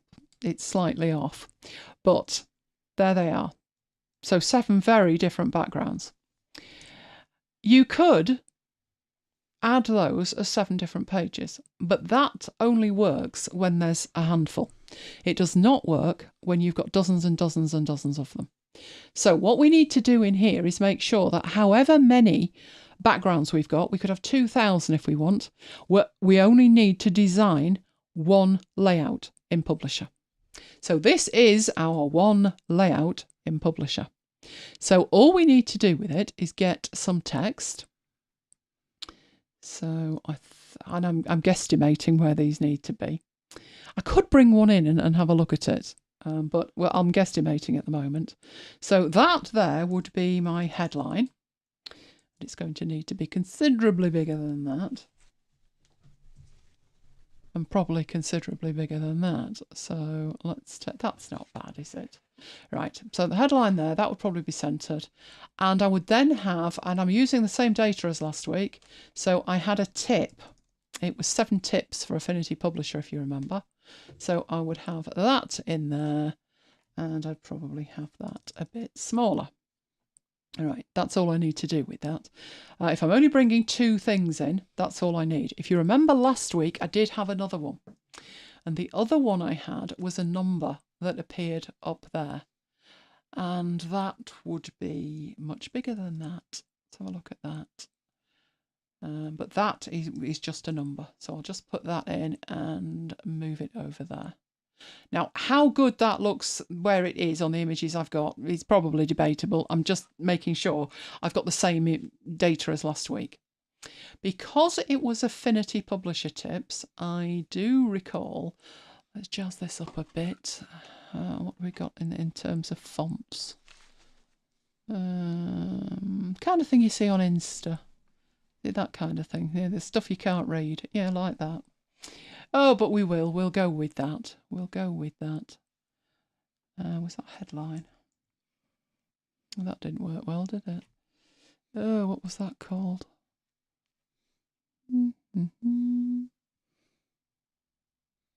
Or should we have something easier to read? No, not Friday the 13th. That's a bit plain, isn't it? Oh, no, we don't want that. Oh, that's not bad. We'll stick with that. Right. So I need to hook up the data. So we need to see what my data looks like. And my data is, it was in Google Sheets. I downloaded it. This is what I've got. So I only have 3 fields in here. I have a number, I have the headline in column B, and I have the actual text of the tip in C. So those are the 3 bits of data I have that we're working with at the moment. So let's get those hooked up. So in here, I need my data merge. And I need to do exactly what we did before, which is just go and find it. And it's in number 6 and it's in Affinity Publisher Tips. So open that. There was only 1 sheet in it, so it's hooked up correctly. So let's get that out of the way. That has hooked it up, but it needs mapping in here. So that there, if I go into my fields, so let's bring my fields on. This is the data merge. That's the number, so let's put the number in. That is the headline, so double click to add the headline, and that is the tip. We'll double click to add the tip. Right, that is all of the text sorted. We can preview with a record, and you can see we need to make that bigger, much bigger, and I probably need to make that smaller as well. So it's 100 at the moment. Let's grab hold of it. And probably 60 would be enough. If we did 60, we could take it down a bit like that. So at the moment, it's pretty hit and miss whether that's in the right place. How I would test that is to get one of my backgrounds and bring it in. So there is one of my backgrounds in the right place. Let's put it behind all the data. And that's not bad. We do have a lot of room up there. We might not have as much room on other images. But that's just something you would have to work out yourself. But that's not bad.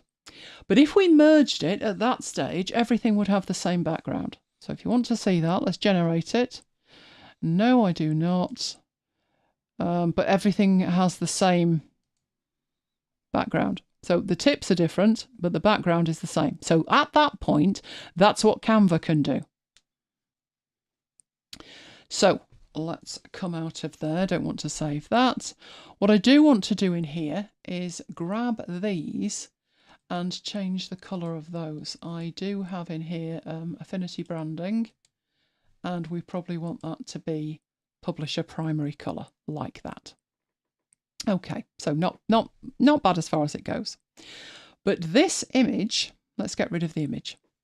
The trick is, instead of an image, you use a picture frame. So put a picture frame on the top at the moment. Go back to my fields and show you that in my data, I have another column. So scooting across here, I actually have linked to the backgrounds. So again, it's in my username, Dropbox folders. It's in projects. This is today's show. We're now up to chapter 6, demo 6, and it's in the multiple backgrounds folder. Backgrounds 1, 2, 3, 4, 5, 6, 7. So that's it. It wouldn't matter if there was 5,000 in here. It would just iterate through them all. What I need to do is hook up the background field to the frame. So there's the frame. Let's turn it on so we can see it. There's the frame. So with the frame selected, I need to go into my fields, and in my Affinity Publisher tips, I need to click that. And because I've got preview turned on, it's showing me the first one. Obviously, the image needs to move behind everything else, but at that stage, we are good to go. That is only a preview. It is only showing us one record. But in the data merge window, you can navigate through them. So you can see here how well they line up. That one needed work. I did edit it a bit, but it needs more work. But all of the others work perfectly. So let's take the preview away. That's what it looks like before that. Hit the generate button. And in come all 7 tips, and they are all very, very different backgrounds. That is how you do it. So, Renee said that's just what he needs. Now, that's good as far as it goes, but you can do even better than that. So let's come out of there. Right, you could, if you have images, different images that you want to use, you could come in here and start renaming this slot. It's probably just as easy. Oh, I exported them as JPEGs. Why did I export them as JPEGs? Well, I'll show you how easy it is to deal with that. So what I've got here, these were the backgrounds that I used, but I now have these notes ones that you saw, and I want to use these. Doesn't matter that there's one more of them, but I want to use these instead. So in my data in here, first thing I need to do is actually move them. And I'm going to put them in that backgrounds folder. I don't need to use these anymore. It's these that I want to use. So notice that they're named slightly differently. So what I'm going to do in here, as I'm going in, I will change these. So this one is notes and a number, and it's a JPEG. I would love it if this automatically updated, but we didn't design it like that, did we, Mike? We didn't have time because we're going into that session. So I'm going to sort the numbers out in a minute. But what I'm going to do is just go in here and I am literally just pasting over those last 4 letters and, no, 5 actually, isn't there? There's a number, a dot and an extension. And then I'm going to go back and I'm going to sort out the numbers. You could potentially try and drag it down. I didn't do that because I've got other numbers in the name here. I've got 01 and I've got After Hours and 06, and I don't want them all automatically updating. So far faster, given that I've only got 7, to come in here and do it like this. Alternatively, you could, if you've got something like Pathfinder or Forklift, just copy it and paste the file names over the top. But it was fast. So now that should be pointing to different images. So I'm going to save that data, get it out of the way. And at this end, I will rerun it. So hitting the generate button, it's going to generate, and there we go. Now this one, you can see some of them are okay, but they're not in the right place. Now remember that we had that square, so we could see where they were. So looking at that, it clearly needs to be more in the middle. So I'm going to grab the headline under that. I'm going to move it to the middle here and rerun it. And this is why doing it as a data merge is great. That probably needs to be a little bit narrower. It needs to move down a little bit, but you get the idea. It's much faster. So it definitely needs to come down a bit. But it is so much faster to do it when you've done it as a data merge. So I am literally just hitting generate all the time, and that's not bad. Needs to be a little bit narrower, but some of these look absolutely fine. So as long as the background images that you're working with have a space in the same place, then you are good to go, and your backgrounds can be whatever you want. So does that solve your problem, Renee? Now all I need to do is get the images in the Excel spreadsheet. That isn't too bad. I'll do it in Finder, but Finder's not really great at this. But if you were to copy those and then go into a text editor, there's my text editor. So we had that before with all of those. Let's close that and get new page. You will get those. The beginning bit, you can copy that with Pathfinder or Forklift. But what you could do in here, where's Excel gone? If you've got that once, so this bit here is what we would have needed. We've got the file names, but that is what we need. Then what you can do with that is in your text editor before you get it into Excel. I mean, you could do it in Excel. Depends if you're Mic or not, I reckon. But what I can do with that is Command and A. We looked at this last week. Command Shift and L. Command and left arrow and paste. And now what I've got is the beginning of that. We looked at it in relation to Notion. No, not Notion. It was Obsidian Tables, wasn't it? When I was doing books. So this is why shortcuts in a text editor, take the time, learn them. Because you can use it repeatedly. So it's very simple to be able to do that. Okay, so that's... Oh, Renee's got Forklift. Should be all right with Forklift. Right. That's not bad as far as it goes. But what's Renee going to want to do next, do you think, Mike? When he's twigged? No idea. Well, all of those are the same size. Yes, because we designed it once. What do you do if you want, when you think about social, they're all different sizes. You have square images for social. You have 16:9 for social. You have, what's that ratio we've got on the blog? Something like 175.4. Yeah. It's ridiculous. Johnny had the same problem. It's a divvy thing. So what I do, or what I have done up to now, behind the scenes sneak peek. I'm in Designer, and in my templates for MacBites, I have a range of posters. So I have this template that gives me 4 posters. This one is just admin. It's not a poster.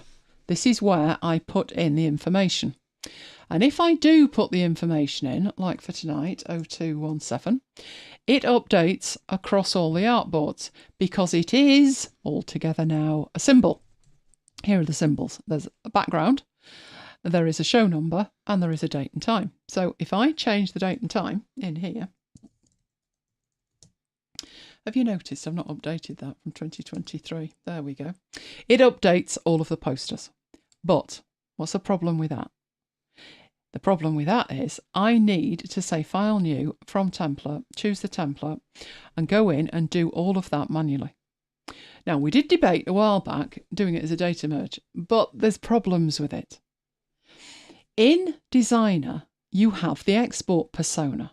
So if I want those 4 posters in 4 different file formats at 9 different sizes, it can do it. What it can't do is data merge it. It's infuriating. It is totally infuriating. But inspired by Renee, I thought, I know what his next thing will be. I need different sizes, right? I thought, let's give it one more go. Now, it did need recreating, but I've done it. So let's forget Designer for that now. There is a little bit that's more manual, but let's have a look at it. So let me save that, get rid of that. Another one. Okay, let's do that, get rid of that. And finally, I think, no, we didn't save you either, did we? Right, let's do that. All got rid of. Okay. It's been doing that. Is it doing that for anybody else? It's constantly crashing on me. I think it's taken a dislike to me, but I'll ignore it. Okay, so I'm back in Publisher. I am in Standard Publisher, not the beta version. This is yet another way of working, which can get quite complicated. So follow along. It's worth it. It's worth it if you've got different sized images. So let's get my Finder up with my data in, which is multiple sizes. So I have here my new poster set. This needed to be recreated. The reason it needed to be recreated was, again, it's Designer is so good with the export persona, it makes Publisher look silly. So it can do different DPI, it can do different file format, it can do different sizes. The only thing it can't do is data merge. So there was a lot of reasons to do it in Designer. But if I'm creating, 12, 24 shows, oh, you want to data merge it. So how can you have the best of both? So I'll start with a new file in here and just show you the absolute basics. Where's the new file dialog gone? Have you disappeared again? Right. We'll start off with that square one because it's there. Right. So I've added this and it's square. But let's say the next one that I want needs to be 16:9. So if I add this, you can see I can add a page before, after, different masters. Great. But it's the wrong size. Right, we did look at this a while back. You can go in here and you can select a spread. So in this case, it's page 2. Page 1 is square, page 2 needs to be not square. So page 2 needs to be 1920 by 1080. And that is a 16:9 ratio, as you can see in the preview. And it will do that. So you can have different sizes inside an Affinity Publisher file. That was the genesis of this. I needed different sizes.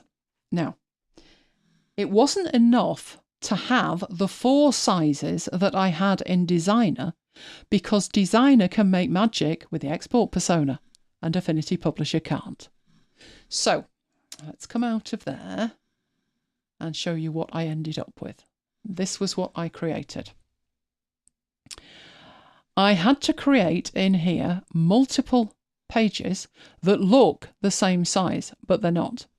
So these are 16:9, but they are different sizes of 16:9. That was the only way to do it, but it still saves time. Then I've got this one that I think is the blog. I've got that one that's square, and I've got this one that I use in Eagle. So I have 7 pages in this data merge. Now, it is not hooked up to anything at the moment, right? There's no data there. The difference between this and Renee's first example, where you have one page that you've designed, is that I need, so we are getting difficult here. I need 7 different versions of the posters, 7 different sizes for one show. But I need 10 or 12 shows worth. So it's not just changing the background on one size. Okay. So I made my 7 pages, and then I went through and I put in, show number, etc. But it's not hooked up to the data. Right. The data, there is 2 sets of data. So my first set of data is the show data. This is a show number and a date. And I have a short date over here. Why did I leave that short date in, Mike? That was a calamity with Excel, wasn't it? Oh, it didn't update it. Don't you remember? It showed it all wrong. No. Yes. So I had to, but I'm not going to use it. I'm not interested. All I need is the show number and the date. We will come back to tab 2 shortly. Okay. So how do I make magic with that? Well, first of all, I need to hook up to the data. So my data is over there. After Hours, XLSX, and open. Right. Now I need in my fields to make sure that my fields are correct. So these are the 3 fields that I've got. Only need the top 2. You'll see that there is show number there, and you'll see there is date there. So even though I didn't have the data attached to this, it wasn't hooked up to the data, the fact that I have the field name in angle brackets should be enough.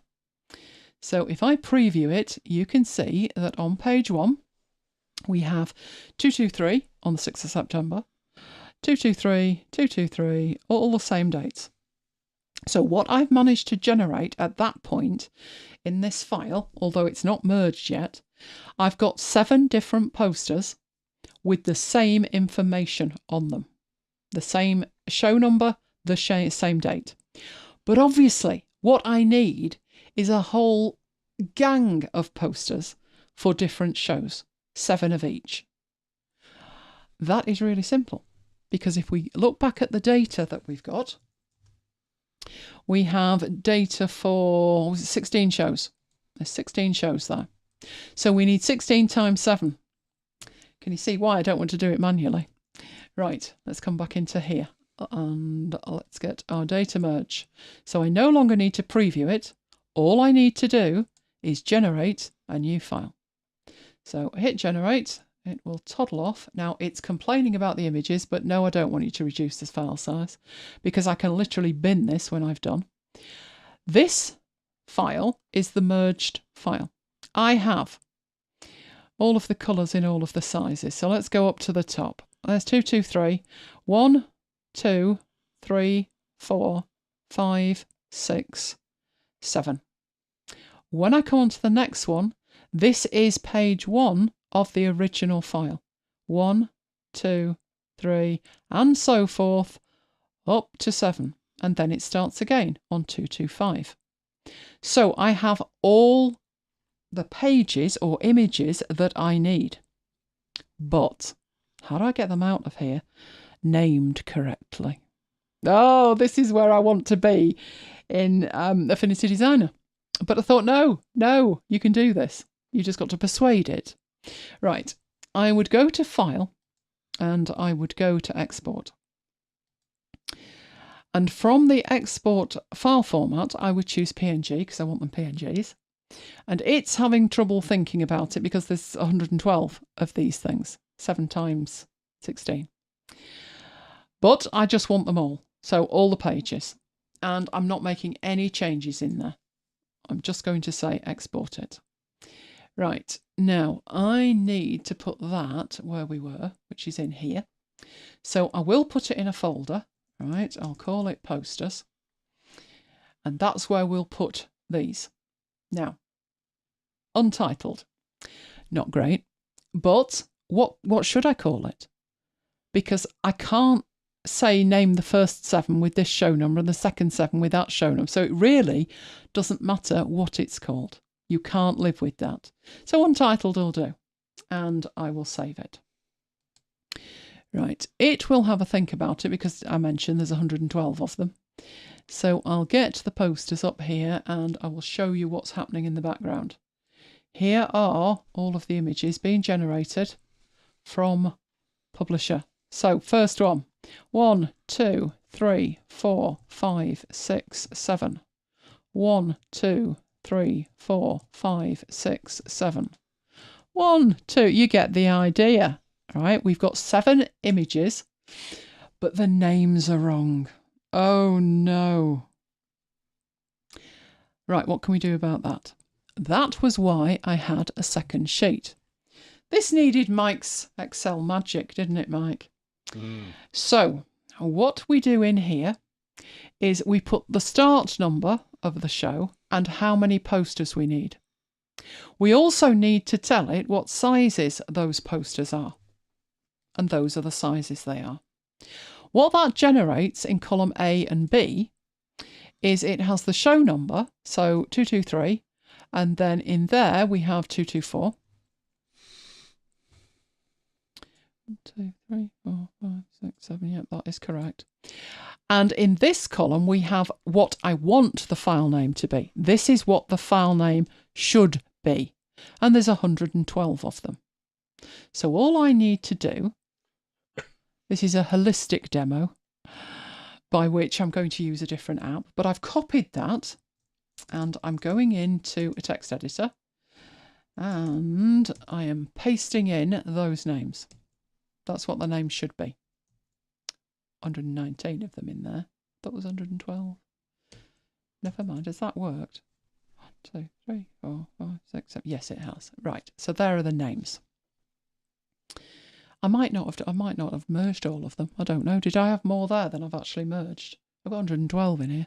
So I can't have the bottom one. Let me have a look. Let's see what the bottom one is. Yes, I've got 239 that we don't need. So I'm going to take out 239 from that data. And that should leave me with 112. So just to prove the point, there's 112 in there. Right, what I'm going to do with that is save it. I'm going to put it on the desktop. I know, that's naughty. Call it names.txt. Those are my file names. So let's come out of there. Don't need to think about Affinity Publisher anymore. But I need to think about these. And I'm going to use a better finder rename. And you'll see, oh, there's an update. No, don't do that at the moment. Just go away because you might break. The day I've had with Vivaldi, you might break. Okay, I already have this hooked up to look for the names in a file called names.txt on the desktop. That's why I put it there. So what I'm going to do with these files is select them, drag and drop them into a better finder rename. It is going to look out automatically at that file, and these are the names it's reading in. And now I'm going to have all of my posters at the right size with the right names just by clicking rename, and we're done. That's it. So if we bring up the finder at that point, not that one, that one, in here, multiple sizes, posters, there they all are. And they are correct. And now I can just use them as I would use them. So for instance, that one that's 1200, that's the one that goes in the email. So I finally managed to get it data merged. There are a couple of extra steps, but it's probably worth it. It's probably worth it. Right, we got any questions on that? There was a couple of questions, yeah. Both from SFN. I don't remember seeing the ruler, the ruler on the text box. Is that new or an option? It's an option. So if we go into that and get a new page and get that, I always have the ruler showing, but it is an option. Now, where do you turn it off? I think it's that one there. At the button at the very end, and I think there's a right click option as well. But it's the frame text ruler, so you literally just toggle that on and off. I find it useful for layout purposes, and you can interact with it. It's not just there for show. You can set tabs with it and all kinds of magic. But I do find it's annoying if you're trying to size that up. you've got to be in just the right place, and you're never just in the right place. So it's much easier to toggle that off if you want to do stuff like this. But I do tend to have that turned on all of the time, just so I know what's going on. So yes, that's an option. It's been there since version 1. What else have we got? Another question from SFN about Para. Where do you keep your data files? All in one place? And if so, where under Para would you put them, or in a folder specific to the parent file? Depends on what the data is. I do have, let's get the Finder up. Right, we'll do a Dropbox, but it's the same anywhere. This apps folder is where Dropbox wants to store its stuff. So these are apps, most of them I don't really use anymore, but these are apps where Dropbox decides where to put it. This application support folder, it stores 2 different types of things. So inside it, you will find a folder for the app name. And within that, it will either have, it could have both, but it will either have settings that I've put in there. So better find a rename. For example, you can see I have my presets in this folder, followed by file naming patterns, followed by files for renaming. They are things that I have put in there. But there are other apps, I think which one uses it?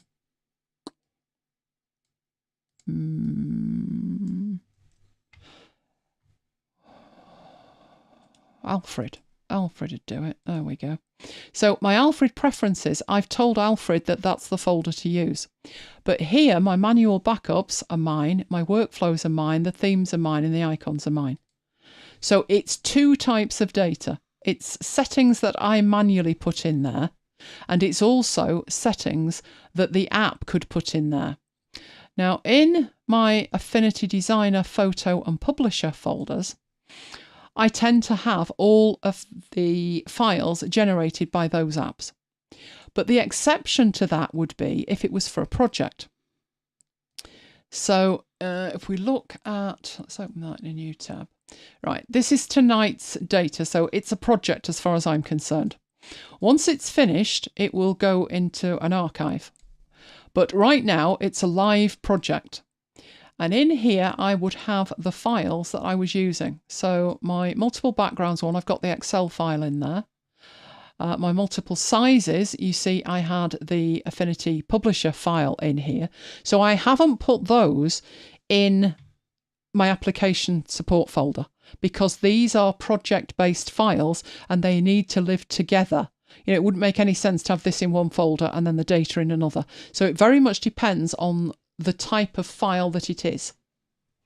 But most of the time, things like posters and stuff, you'll find them in the Affinity folder. Now, they could live in a MacBites folder, but I'd have to go and put them in there, and then I might have to go and look for them. So to be honest, I don't bother. So it really does depend on the type of file. If it's project-based, it lives in a project. If it's just generic files that I've created, like I've made a set of icons or something, and it's used in multiple circumstances, then that would be in the application folder.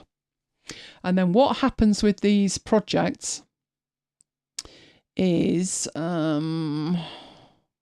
if it's in projects, it would then get moved probably to archives, maybe resources, but probably archives.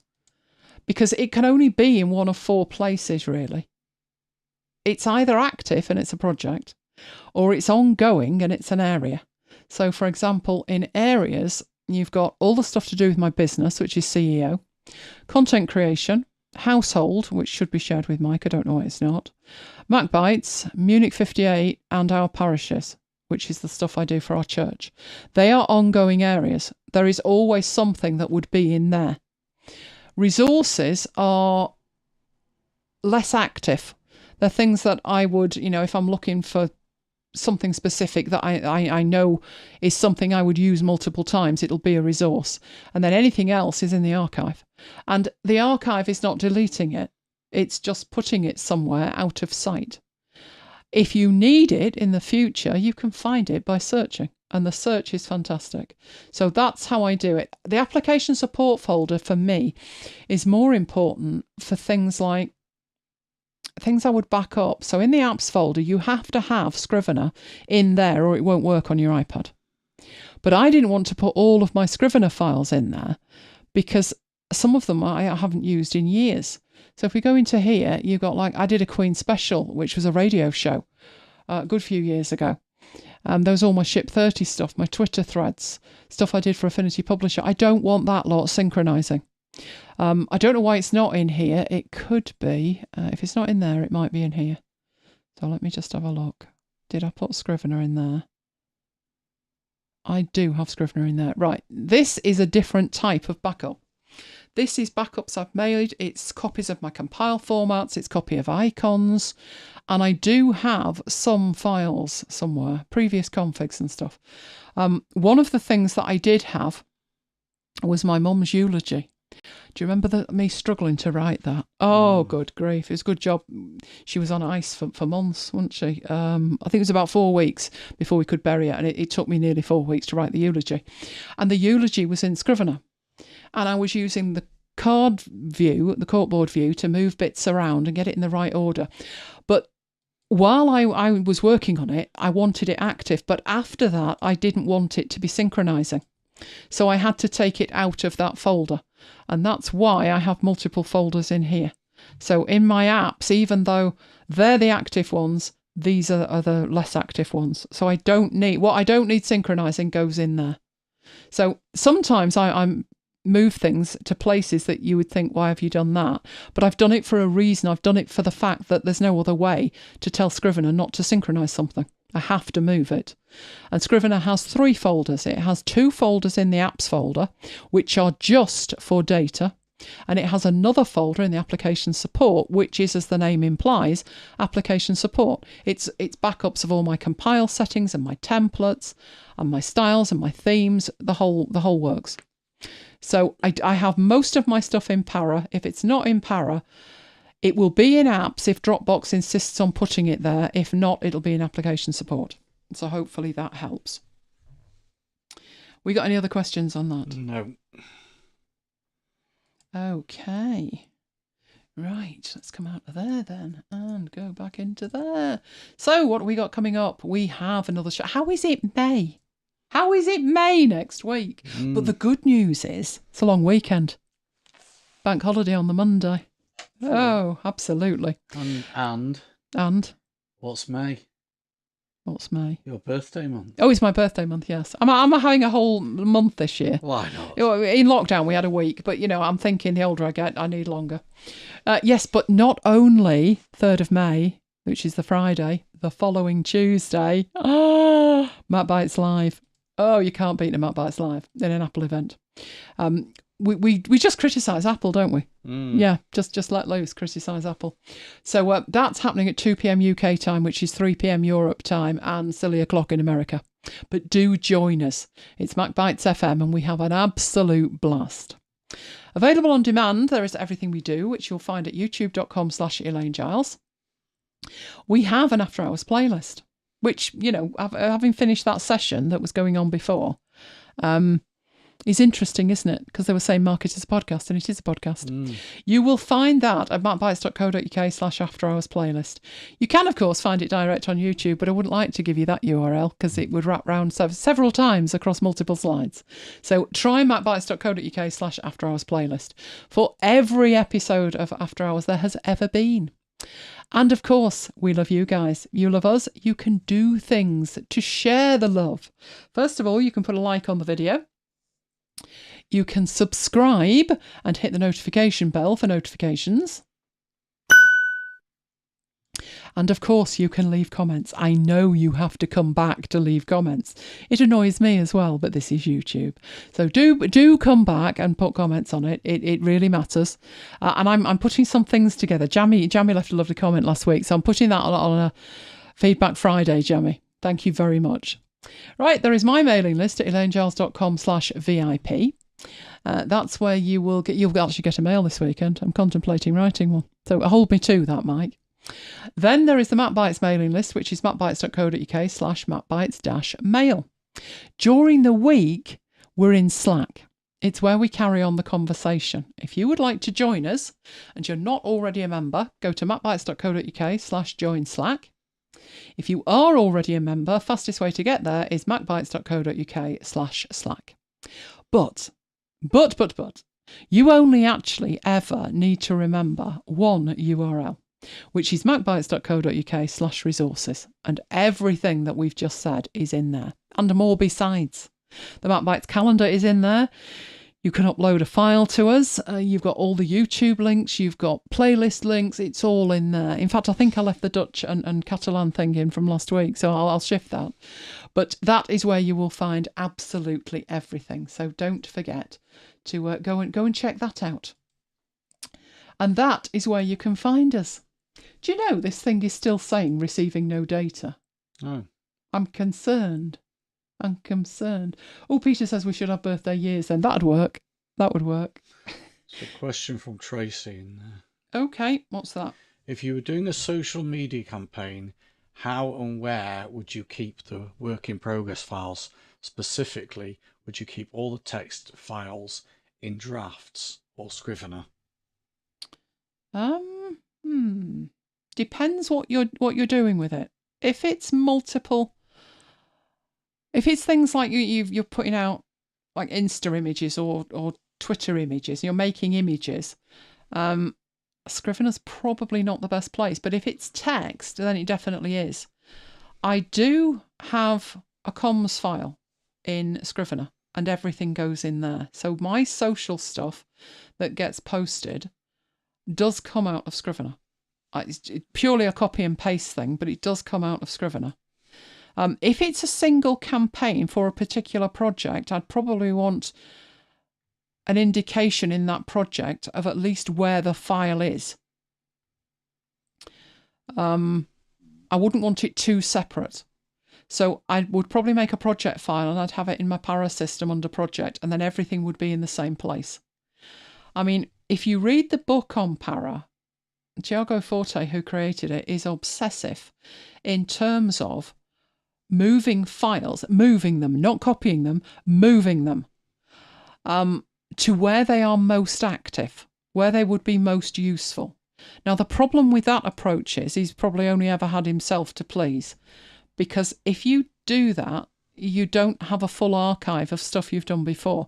So every time I did Second Brain and he mentioned that, people in the chat were absolutely horrified. So I think I would I'd keep it in a project folder while it was an active project. When it's not an active project, it would go in the archive for me. If it's something that you do every year, maybe you've got a Christmas promotion, then it could be a resource. It's where it makes most sense to you. But what I would do the second time I came to do it, so if you think about the MacBites Advent, that's been going on for 12 years, something like that. I would not take last year's and start ripping it apart like Tiago would. I just take a copy of it and then improve it. And I leave the old ones there so I can go back and think, well, what did I do with this? Why did we do that? The mails are in Notion with that. So those files wouldn't live in Para, but a link to them would. So I think of the project folder as like the root for everything for that particular project. Scrivener's a good option, but Scrivener's not the best when it comes to exporting. So if you wanted to take it out, I mean, it depends if you're doing things like the data merges that you've seen tonight. Scrivener probably isn't the best place for that kind of data. You can put numbers files in it. I've never tried an Excel file, but you probably can. I don't know whether you'll be able to see it or not. But I would probably keep, it depends where I was sending the stuff. So my images would be in there, my data would be in this project folder. It depends whether I'd then taken that and put it in Scrivener to do something specific with it. And then would the Scrivener file be in that location? And there's your problem. While it makes logical sense on a desktop, a real computer, you can't do that if you want it synchronizing with an iPad. It's got to be in Dropbox, Apps, Scrivener. So that would go against this keeping it in a project folder. So you just have to be flexible depending on what the app demands and what devices you're working on, and what you need for the future with it. Right, you've got no data merge. Well, that makes it a little bit easier. Would I use Notion's content calendar?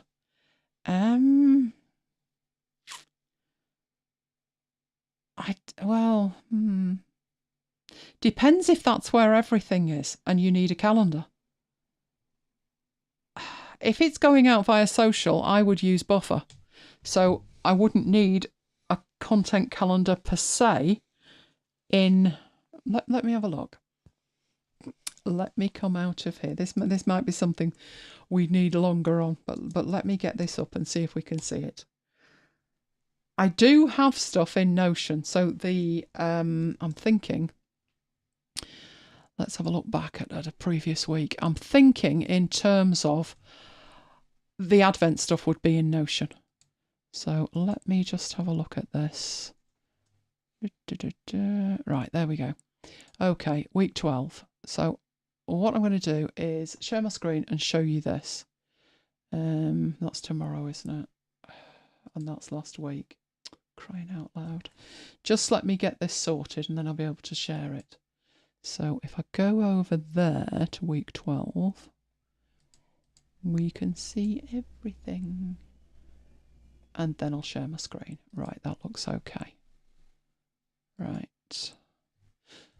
Right, screen. There we go. That's what my Scrivener file looks like. So this is comms. It's not just social. It's comms. So it has in it everything. It has other brands that get mails less often. It has the MacBites stuff. These are the Advent days for each year. But this is the business bit, mails and posts. So we are in week 17 at the moment, but I'm going to show you one that's complete. So in my archive, I have the previous weeks for this year and the other years. So if we look at going back, right, they're all in there. So I'm looking at week 12. So I'm going to open week 12, and these are all the mails that went out, or socials. That's a social.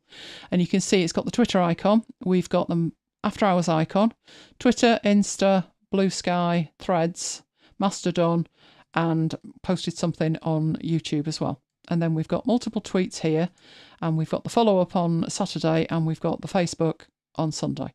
So it's a nested folder by week, by day, and then everything is in there. So this is what the mail would look like. That's what the tweets would look like. These all tend to look the same, to be honest.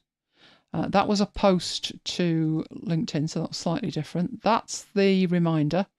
And then on the Saturday, we would have the Did You Miss It? And then everything's in there. And obviously, these look nothing like the mails that you get. Like we don't have them lurid pink and blue. But that's the format that I have to adopt in Scrivener to get the content out.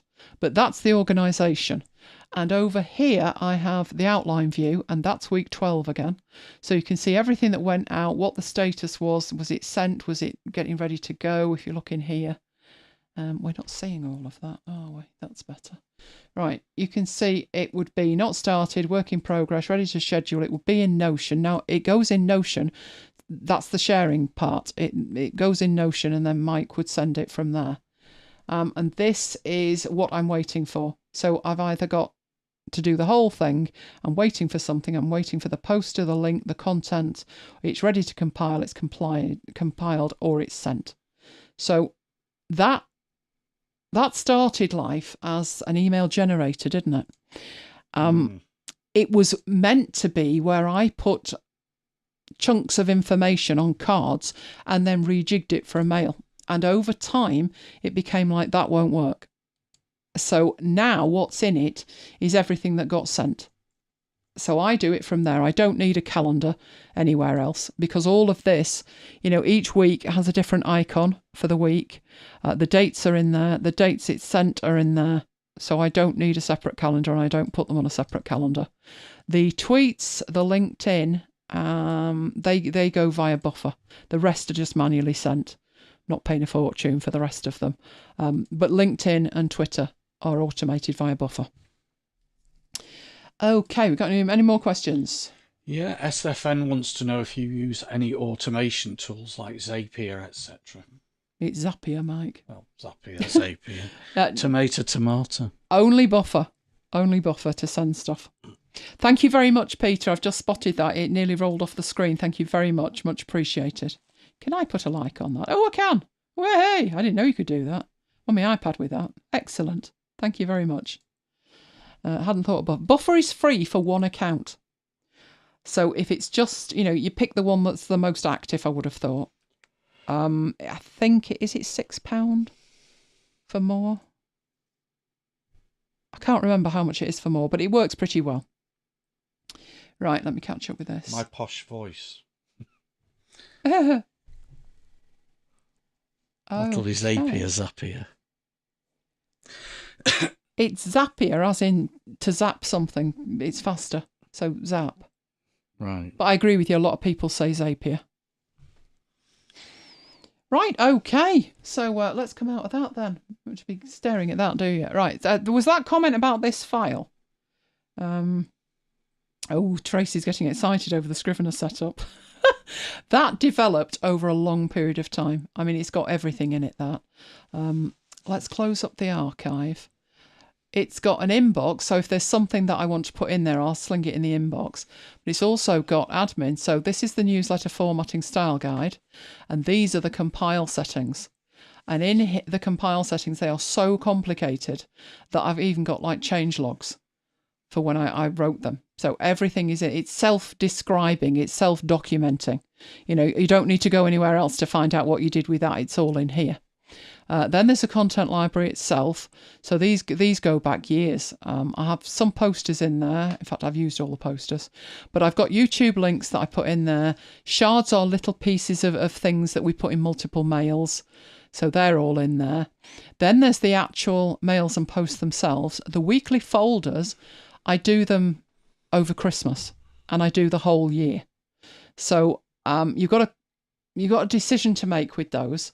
Whether it's easier to change the icons or whether it's easier to rename them. I think I did the change the icons last time. So they live under that folder. And then when I'm coming up to a new week, so let's grab that one, that gets moved down into under the upcoming mails. And then they get folded up. Only purely because I don't want to have to scroll down through a load of stuff that I can't be active with at the moment. And then in there, if I open that up, you can see here's the one for 219 and so forth. They're not complete. This one's done. That one is ready to go, hence it being grey. But these aren't even started. But everything is there that I need. And in here, I have upcoming mails. So these are the After Hours mails. In fact, I've scheduled all of those. But if I've got mails that are that far ahead, that I'm not, that week isn't active, then I'll just leave them in the upcoming mails. But this developed over years. Don't think you'll sit down and sort that out in half an hour, because you'll learn as you go through what works for you and what doesn't work for you. So I totally changed this file. I mean, technically it should have worked, but I realised it wasn't going to. And I thought, well, I'll have to completely rejig it. The other thing that I did, if you look at one of the mails now, so if we go back to week 12, where we've got a lot of mails, if you look about what that looks like now, or what the follow-up looks like, it did not look like that a long time ago. So let's have a look what we got in here. MacBites 107. Right, you can see with that, I don't even have the images. I had to compile this as HTML. So I do have the images in here. That's what the Dithering Knits poster looked like.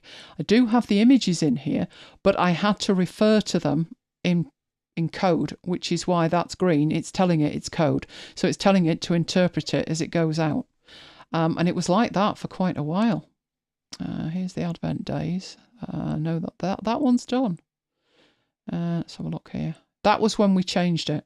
I think that was when I decided I'd rewrite it, and they're all in there. But yes, prior to that, it was a nightmare. Let's just say it was a total nightmare.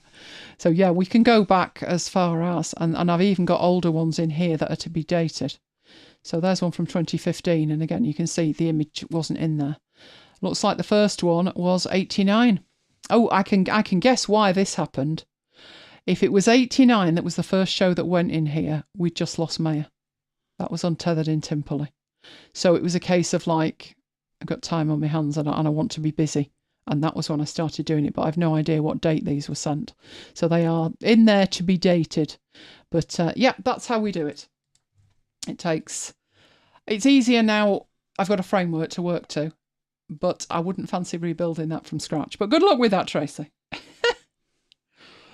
Okay, what else have we got? What have I missed? Well, that's it, I think. Catching up here.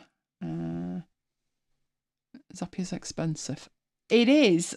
This if, I suppose. If this, then that. Just depends. I think there are a lot of tools out there now that are probably pushing Zapier a bit. But it depends whether what you're trying to do integrates with it, really, doesn't it?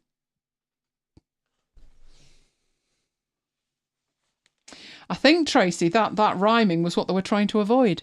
But I agree with you. It is... I remember when I first saw it, I thought, I don't know which way that is. And then you have to find somebody who's actually spoken it. Okay. Oh, Joho wants me to start an hour earlier. I couldn't have done that today. I was in a session. Mind you, I've been in session since, 1 o'clock this afternoon. Eyes are going. Then you'd miss the whole show. Yeah, you don't want to do that. What's this? Did I ever go back and look at Bravito? This is this text app thing, isn't it? No, I think I did look at it. I never downloaded it or anything, but I looked at it and I thought, I don't see anything different that can do that Obsidian can't do. And the benefit of that is that, it's the same file format. You can have whatever extensions you want. I would just have a different vault if I was doing something entirely different. Having said that, because there's no PDFs, there's no images in my vault, there's 15,000 files and the thing synchronizes in about 2 seconds because it's just pure text. That doesn't mean... I should probably go back to the poster here, shouldn't I? Contact poster, there we go. That doesn't mean that there are not images in my files. There are, but they are referenced from online. And that way, synchronizing to the other devices is really fast.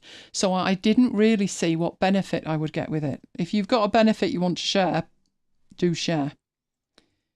The main thing, it has a basic AI built into it. Well, you can add that to anything you want. If you wanted to take your stuff in Obsidian and run it through an LLM, you could. There are plenty of ways that you can do that. I pretty much tend to write my own stuff.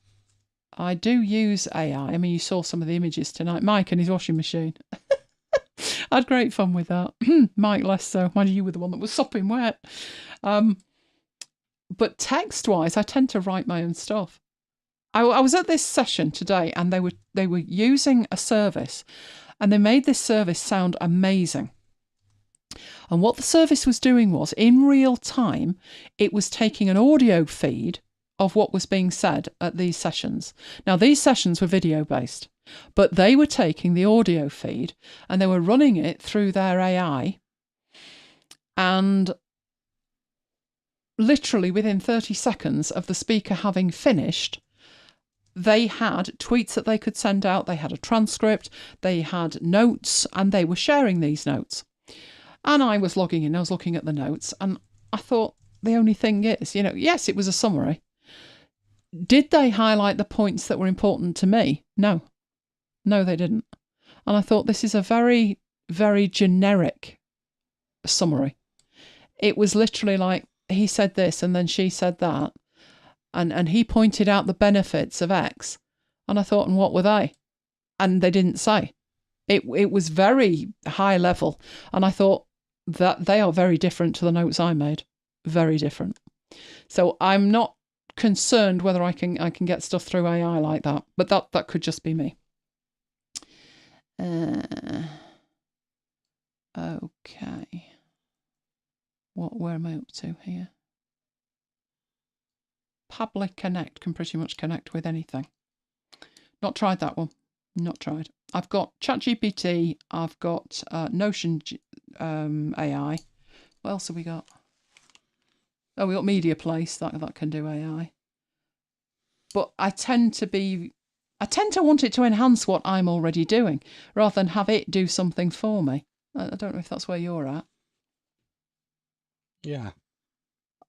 Like if I said to it, summarise this, I really don't think I'd get the things that mattered to me, because it's my perspective on what I've heard, where the value is to me. Not just he talked about the benefits. Oh, that's grand. What benefits? What were they? And to whom were they important? And you don't get that.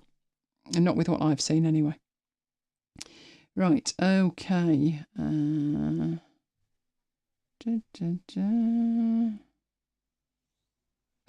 Pandemonium's quite right. At least writing your own stuff, you know it's right. Well, I think it hallucinates less than it did, but when it hallucinates, it literally goes off on one, doesn't it? I mean, it's on its own kind of drug-fueled dance. So I think I'd have to check everything anyway. A lot of the time, if you ask it for like a how-to, particularly if it's in relation to either photo or publisher, it just takes stuff from Photoshop, and it's wrong. It's wrong. That we did that right at the beginning, didn't we? And I said, yeah, leave it alone. Just leave it be. Okay. You found you weren't using it. You moved all your notes in Bravito into Obsidian. No, I haven't found another use, and there are other apps that I used to use. There was AI Writer, there was Byword. You will have noticed some of those apps, I've still got folders in my application support, but I just find I don't need them. In fact, I could probably do without Ulysses and its subscription if I could get the publish from Obsidian working, but both of us have tried that and we can't. You tried it, remember? Yeah, if we could get that working. But the only other place I put stuff, I don't put long form content into Scrivener, to be honest. I have set files and I just use them in the way that I use them. But AI Writer was great. Byword was great. There was another one. What was that called? It was an automated thing. It was really good. And then the development slowed to such a point. And these were on iOS. Do you remember back in the day we went to the theatre and I wanted to publish that review? Yeah. And it was just in a text file in OneDrive. Oh, it would have been easier to chisel it on stone than try and get one text file out of OneDrive into a text editor to publish it. It really would. I mean, that was probably about 2011, something like that. But it was ludicrously difficult. So a really powerful text editor on iOS used to be useful, but now there are so many notes apps and all your other stuff is in there. So I start looking at what apps I've got and think, well, could I not just do that in an app that I've already got? Not that I wouldn't change if there was a better app for whatever it was I wanted to do.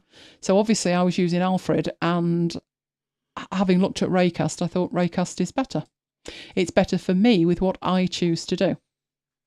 I don't know actually how anybody could live without something like Alfred or Raycast, just for all the extra things that they can do. It makes the difference. It makes you think, how can I make that faster?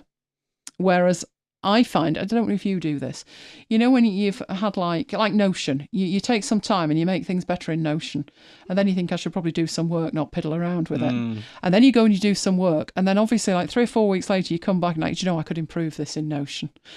And I actually find value in that. I would much rather do that than just add a new app in. So no, I didn't even look at it because I knew I didn't need another text editor. Peter doesn't trust AI, full stop. It can be useful. It just depends on what it is you're writing. I mean, it does really good emails and stuff. I had an email inquiry, and the one thing I hate dealing with emails. If it's something like, how do you do X, I'm fine.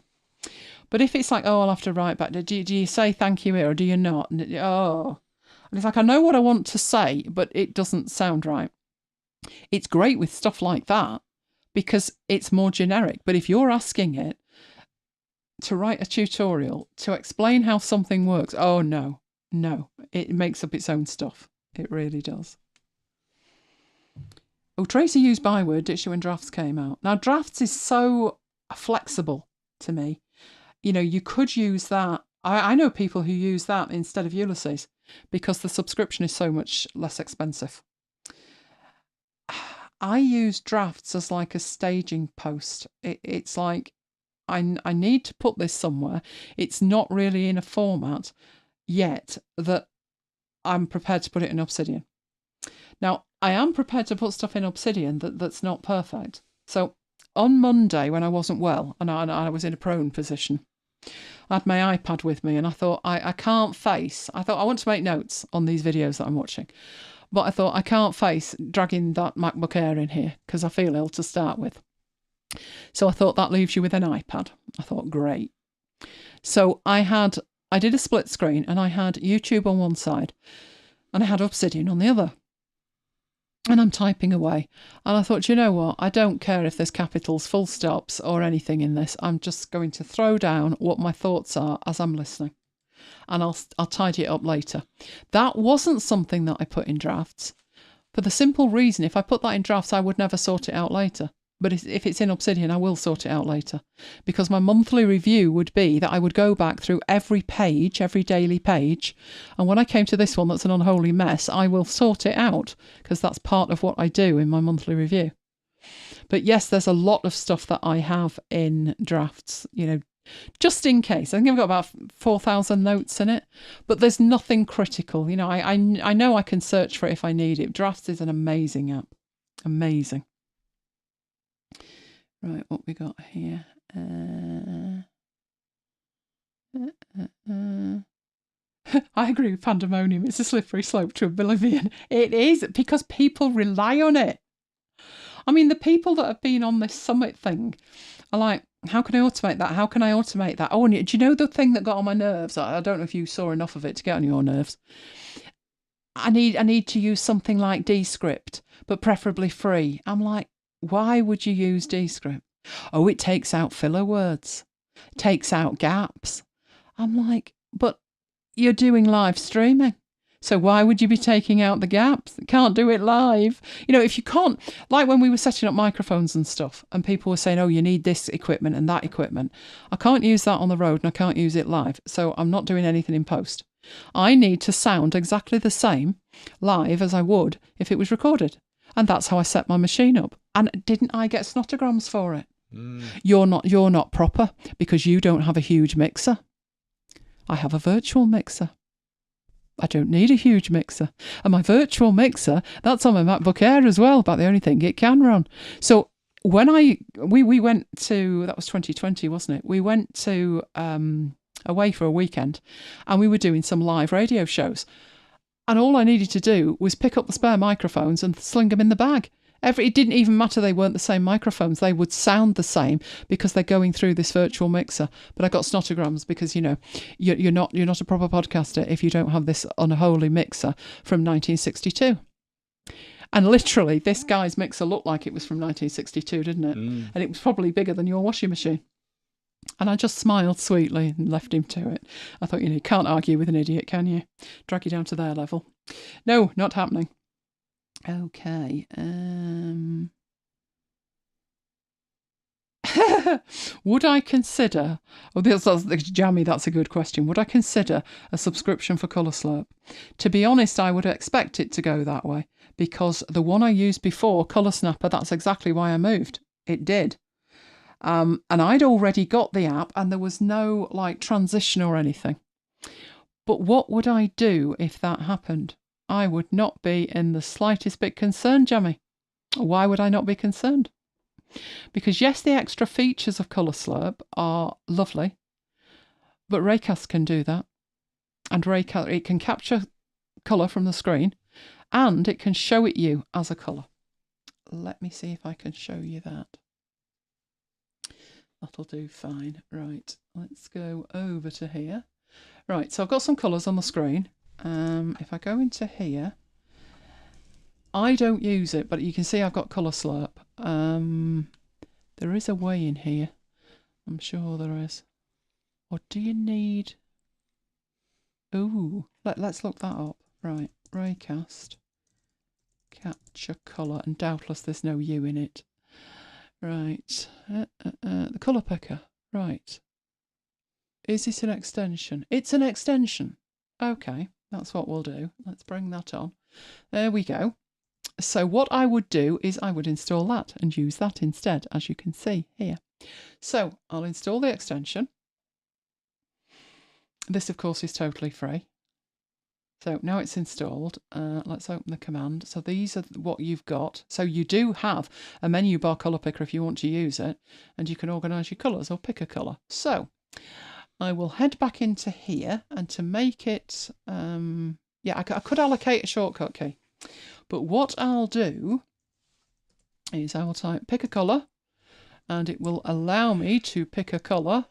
It's now picked, and it said it's copied to the clipboard. If I bring my clipboard up, it actually shows you a preview of what that colour looks like and tells you where it came from, etc. So, and the other thing I can do is in my types up here, I can choose colours only, and there's all the colours that I've picked, even from before this year. So 2023, I was picking these two colours. So I wouldn't go subscription if I were him. He might lose people, because that's just easier, isn't it? I could probably do that right now. I could probably do without it right now. So if we organise the colours, what does that do? I have no idea what that is. Let me reload it. There we go. So it would actually show me the colours. I have had problems today with Raycast. It needed to reinstall an extension.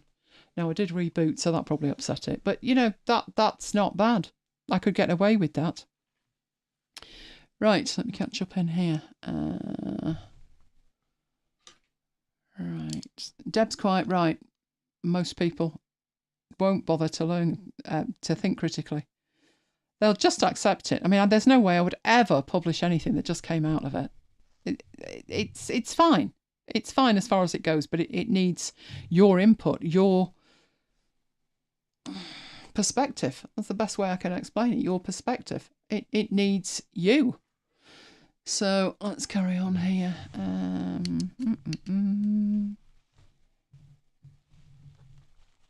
Oh, Tracy likes the summarising capabilities. I think the summarising depends on how good the summary is. And if you're doing it like in real time, if you've got this audio thing, like these notes were done in real time, but this wasn't. This was a dedicated AI, something cast it was called. It wasn't the summary that I wanted. So if I was reading a summary that it had generated that wasn't something that I had attended, I'd be concerned that is not what I would take from it. The same thing happened. There are two services. One's called Blinkist and one's called Shortform. And they give you summaries of books. And I remember reading a summary of a book and thinking, is that the same book that I read? It was that different. But your mileage may vary. Right. Do you read the longer articles though, Renee? Do you just read the summary and then decide whether you want to read the longer article? Or do you read the longer article and then have the summary to remind you of the key points? The poor MacBook Air, I always howl when I hear of its inability to function. Oh, it's like a doorstop. Oh, honestly, it is. It's useless. That's so much so I said to Mike, I'm going to have to contemplate a MacBook Pro here. That machine is 6 years old this year, but it's been bad for 5 years. It's shocking, shockingly poor. I think I probably could use it with Obsidian, to be honest, because Obsidian is just text. So I could possibly, but the thing is, you turn it on and it wants to do 3 million updates. And by the time it's done that, it's a week on Wednesday and I've forgotten what I turned it on for. So yeah, I'm going to have to contemplate something more portable that's useful. This is why I'm not at all sure. Like I said to Mike earlier, I'm not thrilled with the fact that there's new iPads. Because the other day, probably in my prone position with my iPad, I had a link and I wanted to put it into Obsidian. So I did add a link to this text. So I highlighted the text and then I tapped the add link button and there was no option to paste. So I had to squint to try and get to just the right place. And when I pasted it was in the wrong place. And I thought, do you know what? Leave it, fix it later on a proper computer. So I'm sure the hardware for the iPads will be amazing. But do you know what? The software's garbage. So until they fix that, I'm not foreseeing it. I guess it's going to depend how exciting it is. Summarise. Hang on, with the right one there. Here we go. Do I use from a MacBook Air? Yes. Oh, it's just... I can't believe how bad it is, because the thing is, I bought it because my 2012 MacBook Air was 6 years old. So I thought, can't expect the battery to last any longer on that. And you know what? That one is still going, and it's faster than the 2018 one. So I wish I'd never bought it. It's like that white one of yours, isn't it, Mike? Mm. You wish Raycast would run on an iPad. Tracy, your wish is my command. It is going to run on an iPad. They're working on it right now. It's also going to be a Windows version.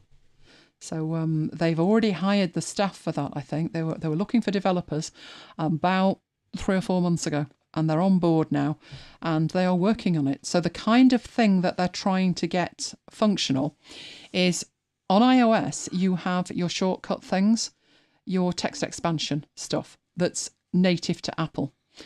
But the text expansion is native to Raycast. And what they're going to do is have it hook in and update on a regular basis. So you can have your Raycast extensions, your text expansions, on iOS and vice versa. So I don't know what else they'll be adding to it, but yes, it's on the way to iOS. Thank you for that, Pandemonium. To fit the summaries in books and articles. You've read the entire article. I think if you've read the article, you'll know if it's any good or not. I sometimes find that, you know, what I think about an article today or a book today, I might think something different tomorrow, because I'm coming to it with different experiences, different expectations. You know, it could be different. So I would expand on what's there.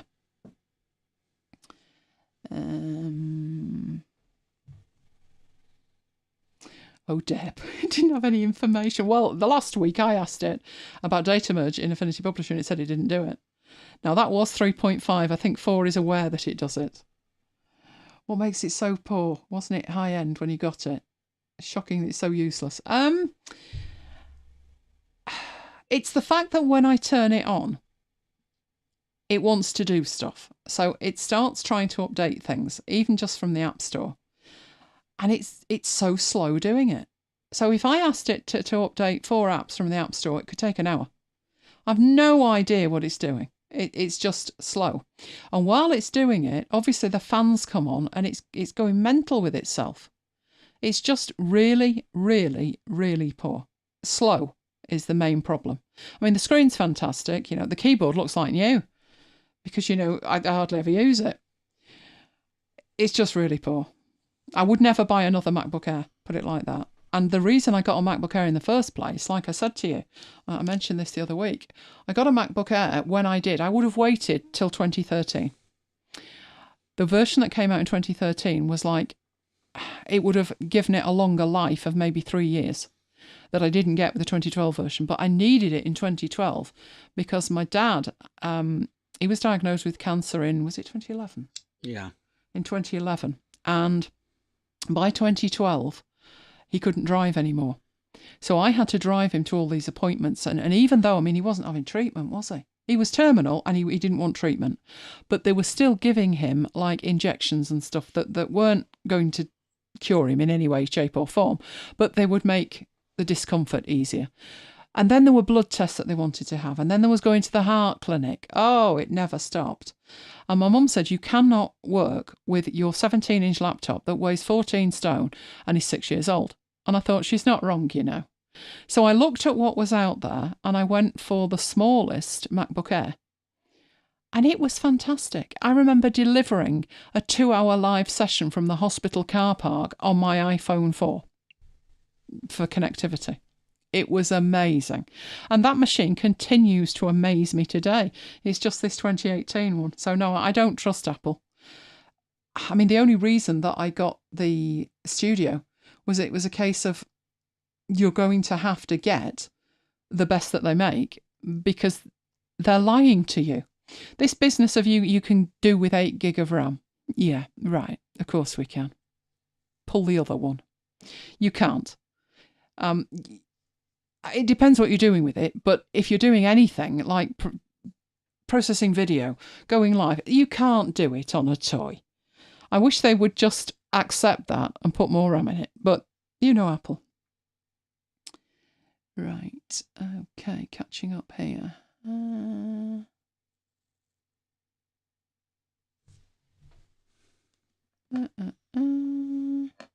Oh, didn't you have a ThinkPad? Yeah. Wasn't that the one the H key fell off? Yeah. And now it's being replaced by another ThinkPad, or a Lenovo, as Paul says. Have they rebranded? Yeah. I didn't know that. Was this because they had such a bad rep? Probably. It's because they couldn't use the H in ThinkPad. Lenovo doesn't have a H. That's true. Lenovo doesn't have a H. Yeah, so the H was forever. Do you know I lost the L key on my laptop? I was cleaning it. This was my 17-inch, Night Renee, my 17-inch MacBook Pro, and I had it on a stand. And because the lid was open, it used to get dusty. So I remember having this cloth, like a microfiber cloth, and I'm cleaning it, just like wafting it over the top of it. And it got caught on the corner of the keys. This was when the keys were like attached differently than they are now. They're kind of recessed now. These were sharp on the corner. And it twanged off and went under the desk. And I thought, you're kidding me. So there was just this gap where the L key had been. I got this genius idea of going to eBay and looking to see if anyone was selling an L key. And you know they were. I managed to get a replacement. Eventually, I think when Mum decorated, when we changed the wallpaper, we had to move the desk. And I said, can you be careful because there's an L key kicking around down there. So now I've got 2 L keys. And did it cost you $126 for the full set? It was somebody, and the image was a laptop that the screen was broken, and they were just selling off the parts. So if you wanted like anything that was removable, like a hard drive or whatever, then they were selling it. And there was a CD thing in it, a DVD as well at the time. So, and the keys were going. I thought, please tell me he's got an L key, and he had the L key. So I ordered it. It was only about 50p. But yeah, I've got 2 of those now. Oh, my word. My word. Right, okay. If we have no more questions, I will head off. And we can have something to eat, can't we? Is this side midnight? Oh, we got cake. Have you done your Tesco toy? Yeah. Oh, jolly good. I've not put cake in. Oh, well, never mind. Oh, it's all right. You can make one. Yeah. Right, so I will say good night from me. And good night from me. And we will both see you next time. Stay safe, guys.